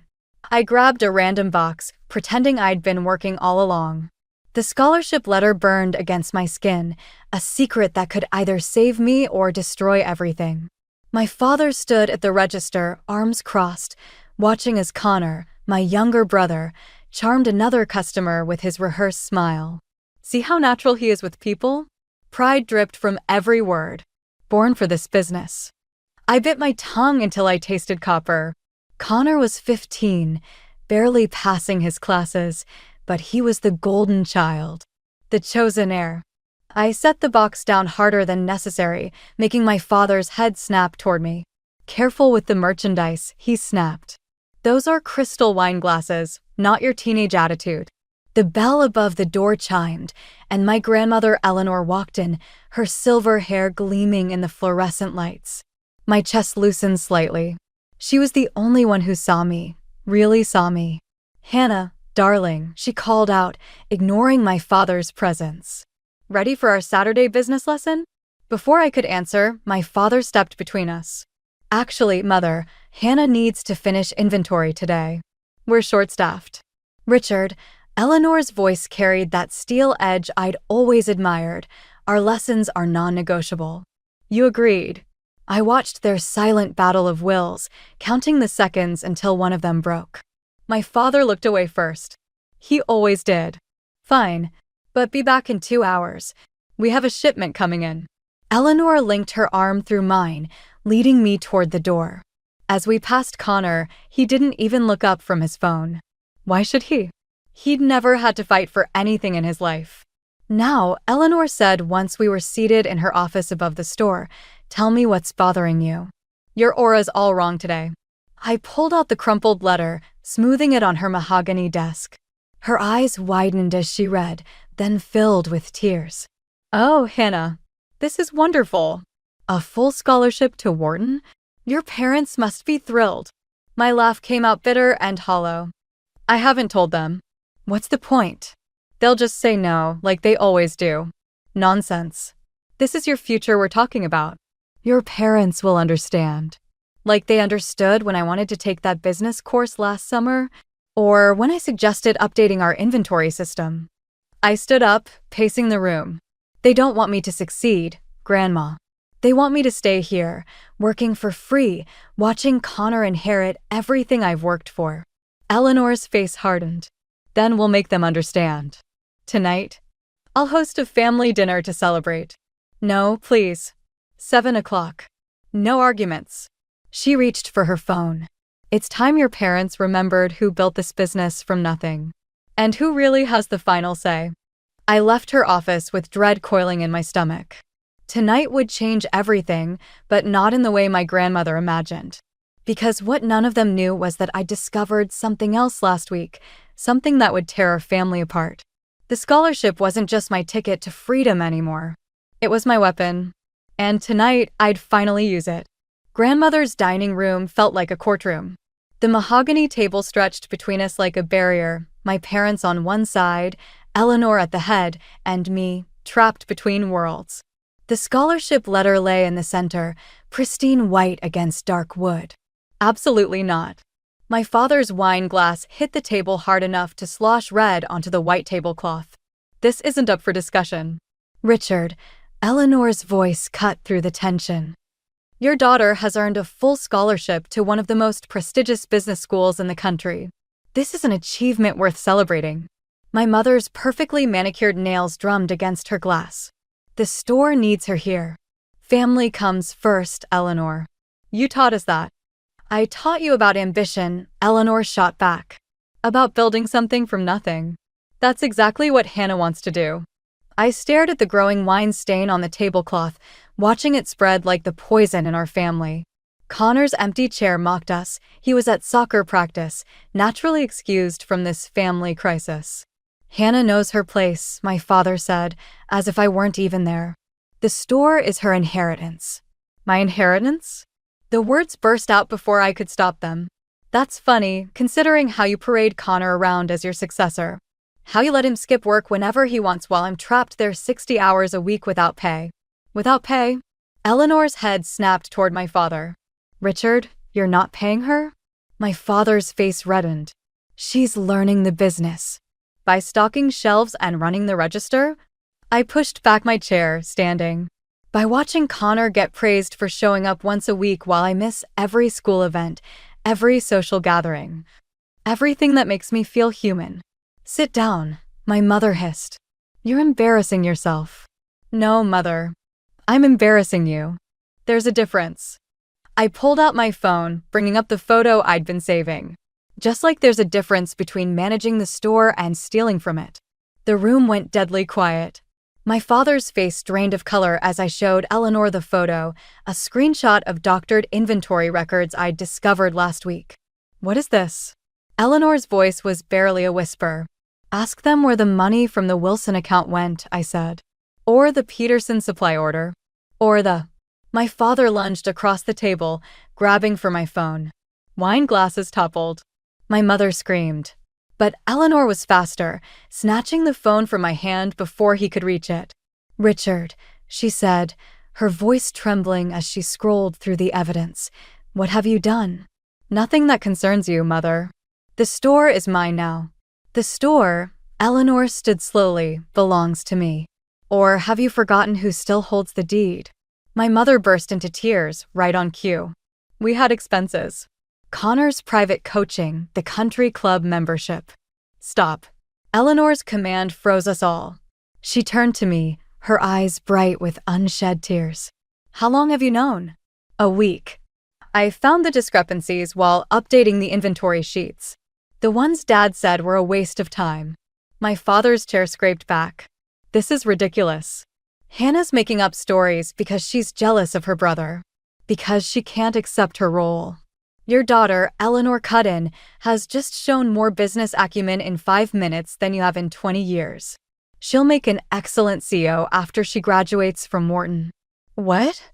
3 voices spoke at once. You're going to college, Hannah. And when you graduate, you'll take over as CEO of Carter's General Store. Eleanor's smile was razor-sharp.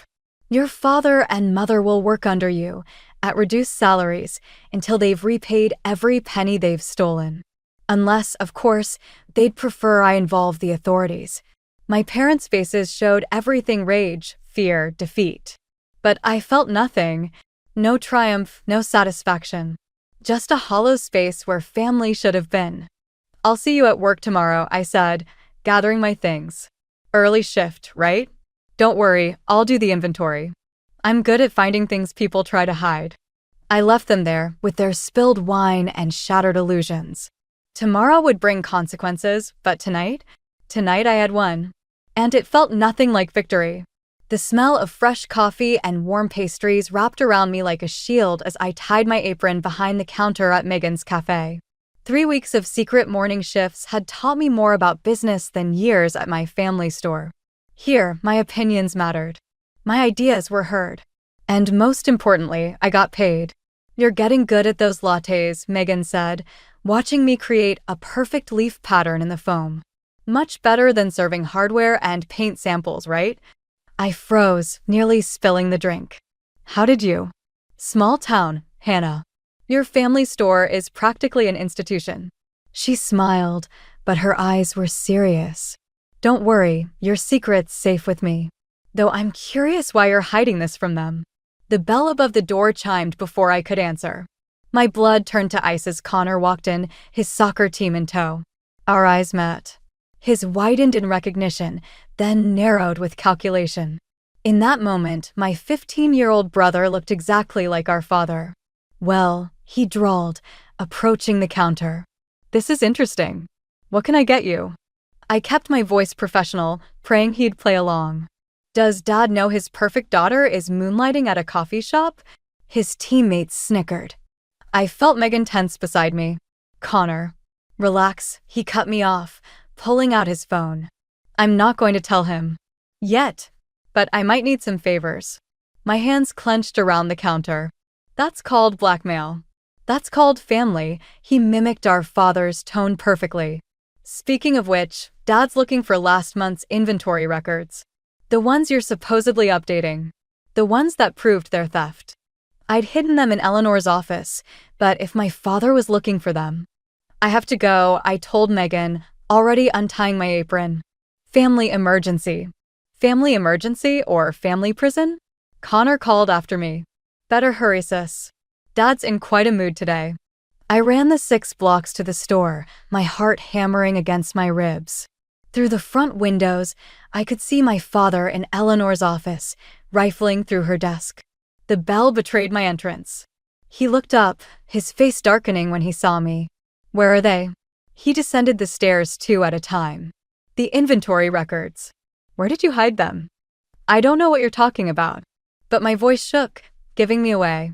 He grabbed my arm, pulling me into the stockroom. "You think you're clever, don't you? Playing detective, running to your grandmother with lies." "They're not lies." I yanked free. "I saw the numbers. I saw what you and Mom did with Connor's college fund, with the store's profits." "You saw nothing." His fist slammed into a shelf, sending paint cans crashing. "You're a child playing at business. Your brother understands loyalty. Family. You? You're just like your grandmother, too ambitious for your own good. Is that why you're stealing from her?" The words hung between us like poison. His face transformed, becoming someone I didn't recognize. "Listen carefully," he said, his voice deadly quiet. "You will find those records and destroy them. You will apologize to your mother for upsetting her. And you will never, never speak of this again. Or I'll make sure Eleanor learns about your little coffee shop job. How you've been lying to everyone, abandoning your duties here. Connor told you." Connor understands hierarchy. Position. Something you never learned. He straightened his tie, becoming the polished store manager again. "You have until closing to make this right. Don't disappoint me again." He left me there, surrounded by spilled paint and shattered illusions. My phone buzzed, a text from Connor. "Sorry, sis. But family comes first." I sank to the floor, paint seeping into my jeans. The records were safe in Eleanor's home office, not here. But for how long? And what would happen when my father realized that? My phone buzzed again. "Megan, whatever's happening, you have options. Come back when you can. We'll figure it out." Options. I stared at the message, an idea forming. My parents thought they had me trapped, but they'd forgotten one thing. I was Eleanor Carter's granddaughter. And she hadn't built an empire by playing nice. I stood up, paint dripping from my clothes like war paint. Time to show them what real family loyalty looked like.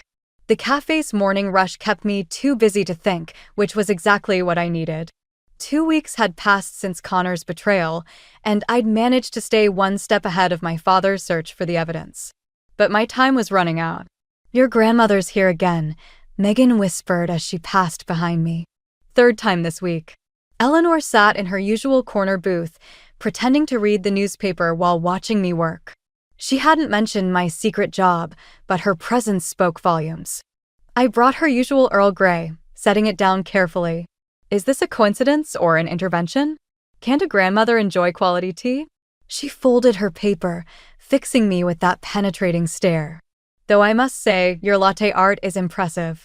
Almost as impressive as your ability to be in 2 places at once. My hands trembled slightly. I can explain. No need. She pulled out a manila envelope. I think these explain enough. Inside were copies of every doctored record I'd found, plus dozens more going back years. My father's theft ran deeper than I'd imagined. How did you? I built this business, Hannah. Did you really think I wouldn't have my own copies? She sipped her tea. The question is, why didn't you come to me directly? Before I could answer, Jason burst through the door, his face pale. Hannah, you need to see this. He thrust his phone at me. On screen was our local news website. Carter's General Store announces major expansion. Teenage son to head new location. There's more, Jason said quietly. Check the business filing.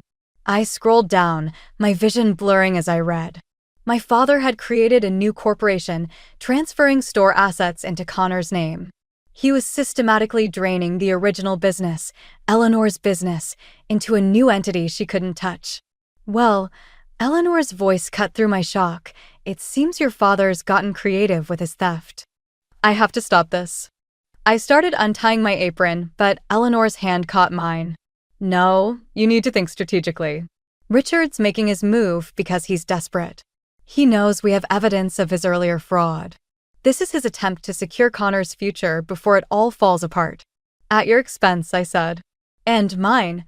Actually, Megan joined our huddle, holding up her phone at everyone's expense. Your father just posted the store's new work schedule. You're down for 60 hours next week, all closing shifts.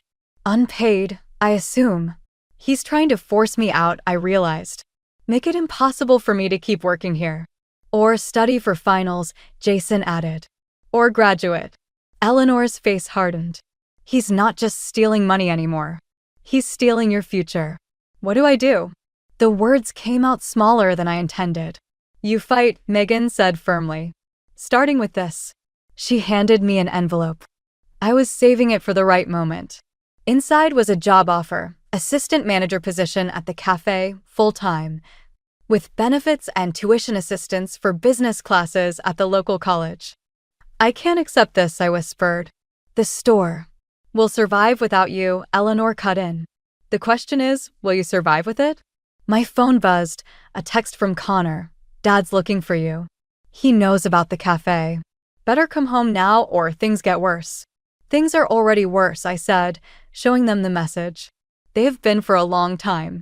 Eleanor stood, gathering her things. Then perhaps it's time to make them better. The question is, are you ready for what that means? I looked around, at Megan's encouraging smile, Jason's worried face, the cafe that had become more home than my house ever was. Then at Eleanor, who'd built an empire from nothing and was watching it be stolen piece by piece. Yes, I said, my voice stronger. I'm ready. Good. Eleanor's smile was sharp as broken glass. Because your father isn't the only one who can play the legal system. Shall we show him how it's really done?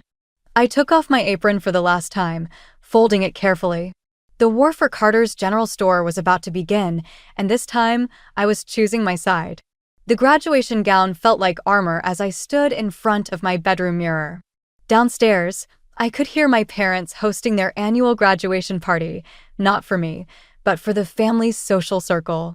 My own celebration would come later, they'd said, after I'd earned it through summer work at the store. My phone buzzed with Eleanor's text. Everything's ready. Are you sure about this? Before I could respond, Connor appeared in my doorway. Dad wants you downstairs. Now. Since when are you his messenger? Since he found out about your secret bank account. Connor's face was uncharacteristically serious. Hannah, he's really angry. Maybe you should just what? Give up? Let him take everything. I pulled out my desk drawer, grabbing the USB drive containing copies of all the evidence. Like you did? I didn't have a choice. We always have a choice, Connor. You just made the easy one. Downstairs, the party chatter died as I descended. My father stood at the bottom of the stairs, holding my laptop, the one I'd bought with my cafe earnings. Care to explain this? He turned the screen toward me, showing my bank statements. Or how about these? He held up printed emails between Eleanor and her lawyers. My mother hurried the last guests out, her perfect hostess smile cracking. Richard, perhaps we should discuss this privately. No. His voice cut through the room. I want witnesses for this. I want everyone to see exactly what kind of daughter we raised.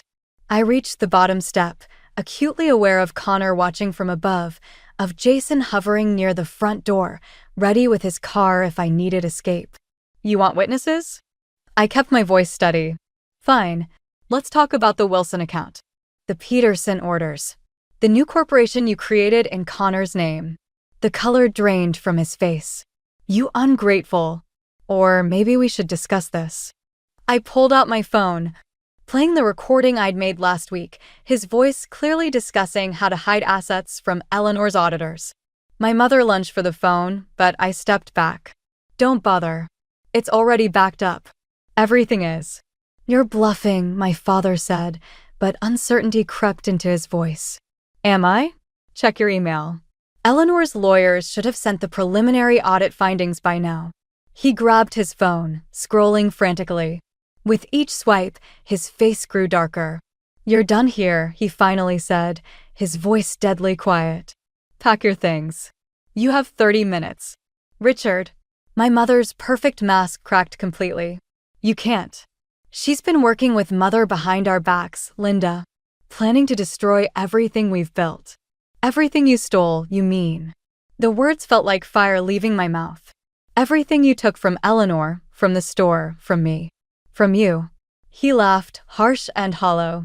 What could I possibly have taken from you? My childhood. My choices. My future. I pulled out my graduation cords, valedictorian, honor society, business club president. Everything I earned while you were grooming Connor to steal Eleanor's legacy. Connor's sharp intake of breath from the stairs was the only sound in the room. You have 29 minutes left, my father said. Use them wisely. I turned to the stairs, but Connor blocked my path. Wait, he said, his voice small. Is it true? About the new corporation? Ask him yourself. I pushed past him, heading to my room. Ask him what he's been teaching you about family loyalty. 28 minutes later, I stood on the front lawn with 2 suitcases and my laptop. Jason's car idled at the curb, and Eleanor waited in her Mercedes behind him. Hannah.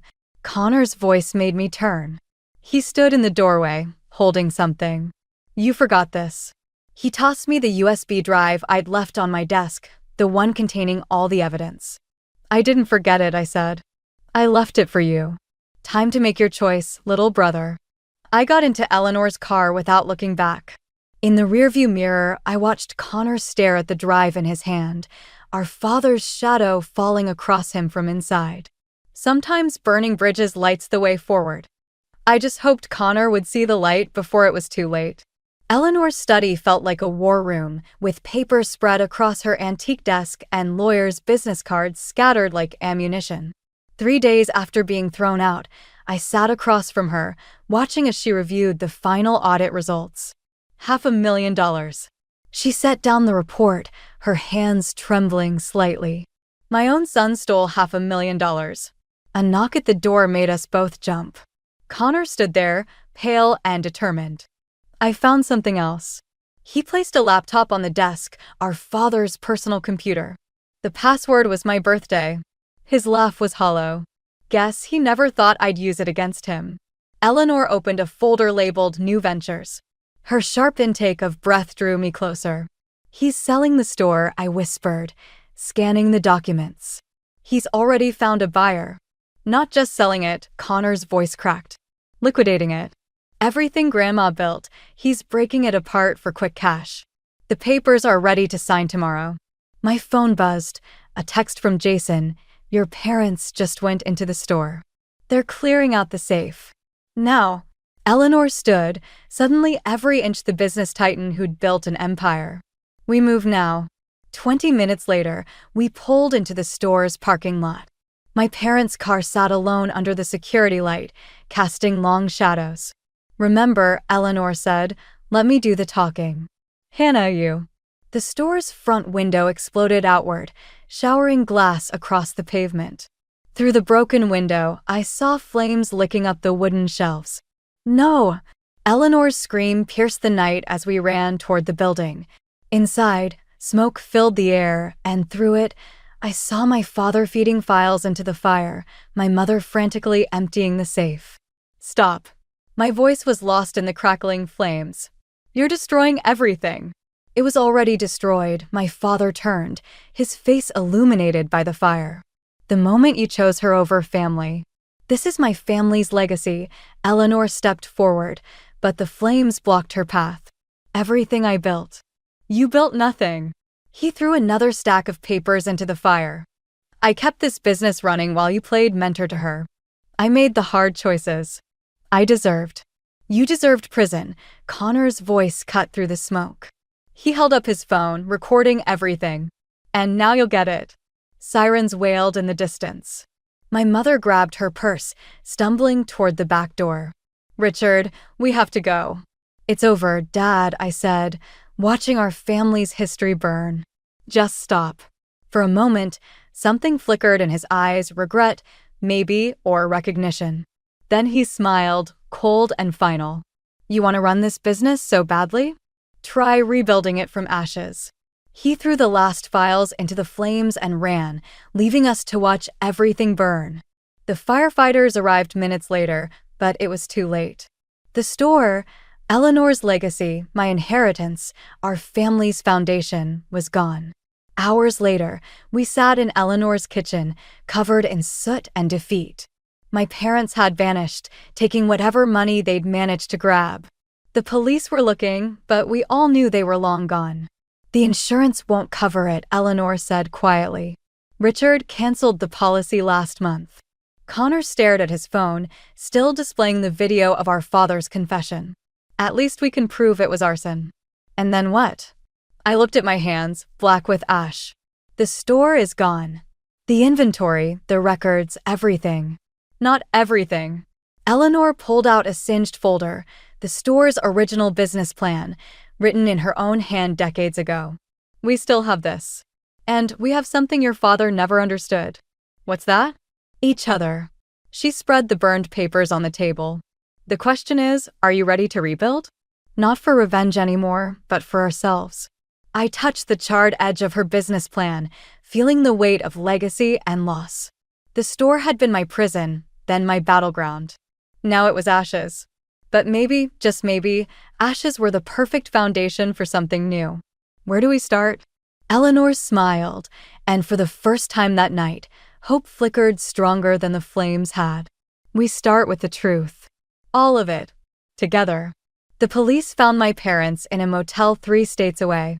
They'd managed to grab nearly $50,000 in cash before torching the store.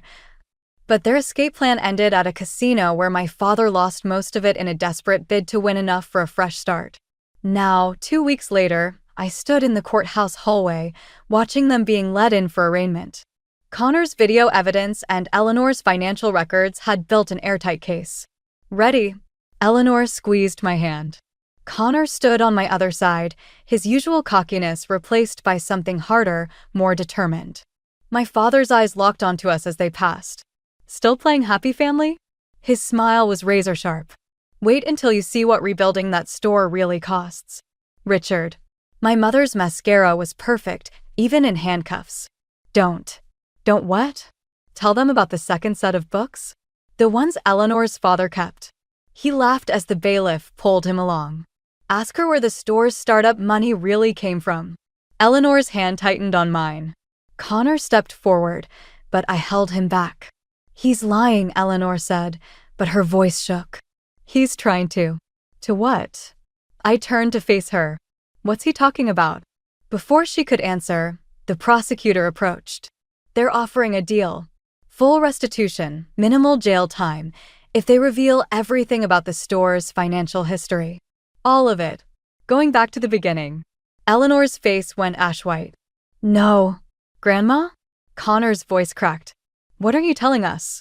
She pulled us into an empty conference room, closing the door. Your grandfather. He wasn't always careful about where he got his loans. When I took over, I cleaned everything up, made it legitimate. But the original money was dirty. The pieces clicked into place. Dad knew. That's why he felt entitled to steal. I built something good from something broken. Eleanor's composure cracked. Everything I taught you, Hannah, about business, about integrity, it wasn't lies. It was redemption. A knock at the door made us jump. The prosecutor again. They're ready to talk. All of you should hear this. In the small interview room, my parents sat across from us, still in handcuffs. My father's smile had grown wider. Tell them, Mother. Or shall I? Eleanor stood. I'll tell them myself. She faced Connor and me. Yes, your grandfather borrowed money from criminals. Yes, I knew when I took over. But everything since then, every dollar, every decision, has been clean. I spent 30 years making it right. By hiding the truth? My father's laugh was bitter. By pretending you were better than everyone else? I took what I deserved. You took from your children. Eleanor's voice cracked like a whip. From your family. Family? My mother finally spoke. You want to talk about family? Tell them about Richard's brother. The one who disappeared after threatening to expose everything. The room went silent. Connor grabbed my hand under the table. My uncle, I whispered. The one you said died in an accident? Eleanor sank into her chair. He was going to destroy everything I'd built. The legitimate business, the community trust, your futures. I didn't. I never meant. What did you do? Connor's voice was barely audible. Nothing. Eleanor's eyes were desperate. He took the money I offered and disappeared. I haven't heard from him since. My father stood suddenly, making his chains rattle. There it is. The great Eleanor Carter's true legacy. Buying silence, burying secrets, all while preaching about integrity. I looked around the room, at my grandmother's guilt, my parents' spite, Connor's confusion. Everything I thought I knew about right and wrong, about justice and revenge, blurred. Stop. My voice cut through the tension. All of you. This ends now. I pulled out my phone, showing them the screen. A video call connected, revealing a familiar yet strange face. Hello, Richard. My uncle smiled sadly. Eleanor. It's been a long time. The truth about legacy, I realized, watching their faces crumble, isn't what we inherit. It's what we choose to do with it. And I was done letting the past poison our future. The new Carter's general store rose from the ashes with clean lines and fresh paint, but I kept one charred beam exposed near the entrance. Some scars deserve to be seen. Ready? Connor adjusted his name tag, assistant manager glinting under the morning sun. Through the windows, I could see Eleanor arranging the last display, her silver hair catching the light. Almost. I pulled an envelope from my desk. Inside was my acceptance letter to Wharton's Weekend Master of Business Administration program, not quite the full scholarship from before, but a different kind of victory. Beside it lay the plea agreement my parents had signed yesterday, trading full restitution for reduced sentences. The bell chimed. Uncle David walked in, looking more like family now than when he'd been just a ghost story. The suppliers are all on board. Clean contracts, transparent terms. And the old debts? I had to ask, though I already knew. Paid in full. He smiled sadly. Your grandmother made things right, Hannah. In her own way. Eleanor joined us, carrying a leather-bound ledger I'd never seen before.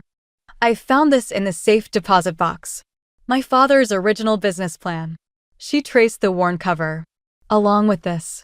She handed me a yellowed envelope, my name written in her elegant script. The date showed it was written 17 years ago, the day I was born. "I always knew," she said softly. "Even then, I saw something in you. The strength to break cycles, to build something better." I opened the letter, reading words written by a younger Eleanor to a baby she hoped would understand. To my granddaughter, "Legacy isn't what we leave behind. It's what we choose to carry forward. Choose wisely." The morning light streamed through windows that had once been bars, illuminating the store we'd rebuilt together. Not just the building, but the foundation beneath it: trust, truth, redemption. "First customers in 10 minutes, Connor announced, flipping the sign to open. "Think we're ready?" I looked around, at Uncle David arranging local artisans' work where stolen inventory once sat. At Eleanor teaching Connor the proper way to balance a till, at the community bulletin board advertising local businesses, including Megan's Cafe. The security cameras my father had disabled now worked perfectly. The books were digitized, transparent, open to monthly audits. Every employee, family or not, earned fair wages and respect. Wait. Eleanor pulled out an old brass key. "One last thing." She led us to the register, unlocking a drawer I'd never seen opened. Inside lay a single coin, the first dollar she'd ever earned. "I think," she pressed it into my palm, "this belongs to you now." The metal was warm, weighted with history both dark and light. I could lock it away, let it become another family secret. Or I walked to the front window and placed it on display, right next to the charred beam. A reminder that legacy isn't just what we inherit, but what we choose to transform. The bell chimed again. Jason walked in, carrying coffee for everyone, a morning tradition he'd started when he helped us rebuild. Look who I found outside. Behind him stood a young girl, maybe 16, clutching a resume. I heard you were hiring? My parents want me to work for their company, but I was hoping. I recognized that look, the desperate need to write your own story. Connor did too, judging by his small nod. "Come on in," I said, gesturing to my office. "Let's talk about your future." Eleanor's letter crinkled in my pocket as I walked, its final words echoing. Choose wisely. We all had. And those choices had built something stronger than revenge, more lasting than justice. They'd built a future worth inheriting. The store's old sign still hung outside, but below it we'd added new words. Carter's General Store, building legacy, one choice at a time.